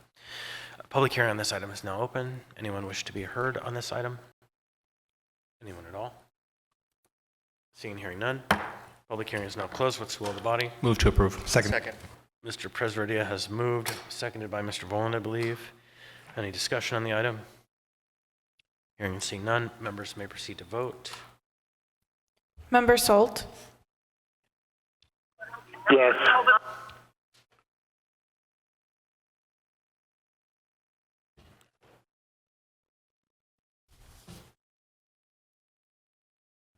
Member Rivera? On a vote of 11-0, AR 2025-60 has passed the body. That concludes our business agenda. We'll now move to audience participation. If you're a member of the public and you wish to be heard, come forward. Welcome. Please state your name, what part of town you're from. You'll have 3 minutes. It's on. Hello. Hi, William Baxter. I'm from Fairview. I read a book one time. It was by Dale Carnegie. It says, throw a challenge. I really believe that we have a lot of potential for having farming in Anchorage more so than the valley, is because there was more people that have been at 4-H, FFA, been on big farms, people from the thing, and my mom and dad were, my mom was raised on a farm, and I'm a hunter, and thank you. Thank you. Welcome. Please come forward. Please state your name, what part of town you're from. You'll have 3 minutes. Hello, I'm Miss Sophia O'Neill, a resident of Eagle River. Sometimes life harms, and what many do not get, it can be random. And there are those among us that simply can't escape or translate a situation, so an inexperienced may understand. An ability to convey that does not make a person experiencing a loss or crisis any less. For some, there isn't the want, the need to share what life handed them. For some, the only thing needed is simply time and the desire to not relive by being asked over and over and over again. There are those that witness this avoidant, silent behavior and having no reference and little knowledge may want to help, but for some, it's a need to control circumstances and they make any help conditional. And it's done in such a way that unless an answer is given to questions posed and where trust is demanded, not earned, one is not respected. And they reject such approach, and therefore they're not helped. You see, where one is put into a position where help or any advancement isn't obtainable unless one concedes to the intrusiveness and non-inclusiveness, this powerless act elicits anger and fear and should be seen for what it is, harmful. And this manifests in completely unique ways for every individual. The act of not actually being listened to and depending on what is conditionally offered, this approach makes things so much worse. How? Outcome is dependent on circumstances, not blanketed responses. Information, fact, approach, methods are power that can be sustainable. People understand sometimes too late that information is power over the person and a financial means more likely than not beneficial to the giver of information. So therefore, they're careful, not withholding. So respect, approach, including, not directing, is necessary for successful outcomes. It's a fact. Respect is not always given, nor protections for those in need. Too often, those seeking help are cornered, and basic needs are withheld, and they barter to have the last thing of value they have taken from them, their personal information. Thank you. Anyone else in the room wish to be heard? We have one person for phone testimony. We'll go ahead and call that person.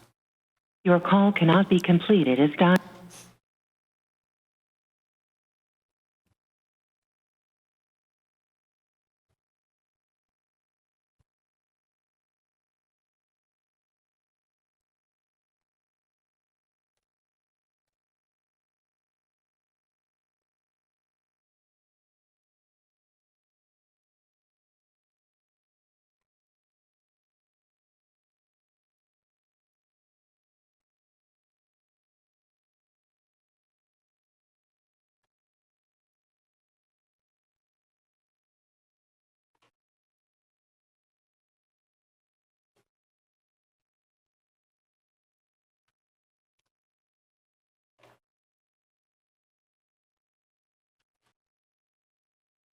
Some IT challenges again.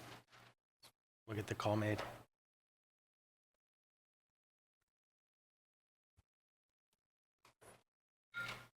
What's that? It says it's dialing. This is Sean. Hello, Mr. De Silva. This is the Anchorage Assembly. You signed up for audience participation. Hello, good evening. This is the Anchorage Assembly. You signed up for audience. Hello? Good evening. Hello? Hello? Well, let's try to call back one more time. Let's drop the call and call back, and if it doesn't work, it doesn't work.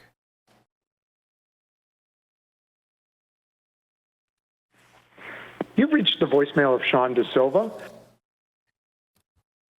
Try it this way.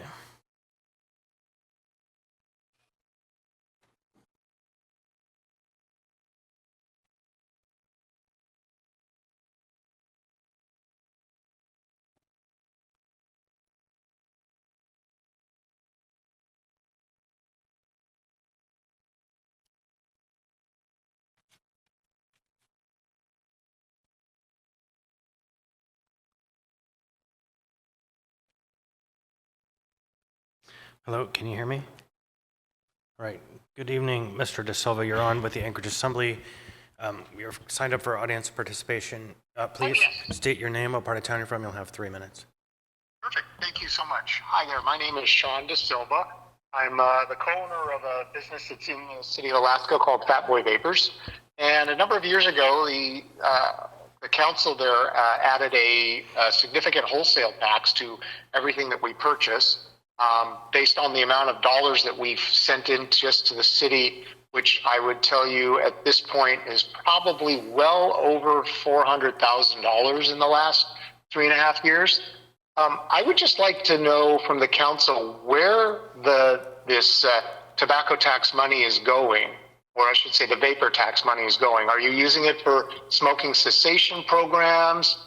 Are you doing what Fairbanks did, which was reduce property taxes and not use it for anything? Because when it was passed, it was ostensibly to the concern was about youth access to nicotine vaping products. And I haven't seen anything that shows that you've done anything meaningful. And I know my store alone has contributed a significant amount of money to the general fund. And I would just like to get some information on exactly what you're doing with those funds and how you're assisting people getting off of cigarettes and also preventing youth access. So I'm hoping at some point you can provide an update on where those funds are going, because I'm guessing it's not an insignificant amount of money every year that you're getting from the tax that you did add, and it was under that guise. So I'm hoping somebody can shed some light on that. Right, so we generally don't answer questions for audience participation, but I would recommend sending an email and asking your question. I have sent emails and I've not received any response from the revenue department. So is there a particular person that I should talk to? Because I've been ignored when I ask that question. It's almost like it goes into a black hole. Yes. So I'm not sure how I get a response from the city. wwmas@anchorageak.gov goes to all members. Sorry, yeah, you cut out there for a minute. Yeah, again, it's kind of inappropriate, but just email all assembly members, wwmas@anchorageak.gov. Okay. All right, thank you, sir. I appreciate it. All right, good night. Anyone else wish to be heard? All right, we made it through the agenda. Next, we'll do member comments, starting with Ms. Brawley. No comments tonight, thank you. All right, Mr. Boland. No comment, thank you. Ms. Braga. No comment. Mr. Prisverdia. I do have a comment. I had the honor and pleasure yesterday of doing a ride-along with the Anchorage Police Department, and I just wanted to share both my appreciation and that what I observed was the most professional, the most collaborative people, and I just wanted to thank them and also say on the record that the situations that I witnessed last night were so challenging, and they handled them with care and professionalism. So I just want to thank them for the work they do and keeping us all safe. Thanks. Have a good night, everyone. All right, thank you. Mr. Johnson. No comment, thank you. Mr. Rivera. No comment, Mr. Chair. Mr. Littlefield. No comment, Mr. Chair. Mr. Martinez. Thank you, Chair. In order to keep a happy home, I wanted to wish my wife a happy anniversary as we celebrated our 21st anniversary this past weekend. Happy anniversary. Mr. Myers. Happy anniversary, Mr. Martinez. All right. And I would just say to the members, Mr. Salt on the phone, are you still there? Yes, I would just say I echo Mr. Perez-Verdia's comments and congratulations. Mr. Martinez, and no comments. Thank you. Yeah, and I would just offer then to the members, if you want and have the time, I highly recommend doing a ride along with the police department. It takes a little time to schedule sometimes, but it is a good use of your time to see what it's like. And I always recommend swing shift because that is the most interesting time. And certain members of the public can also seek to do that. The police department has an opportunity available to the public. And if you think you know, check it out because you probably don't know what it's like to be on the beat. All right, and with that, I want to thank everybody for your participation tonight. We'll be back next week, and we are now adjourned.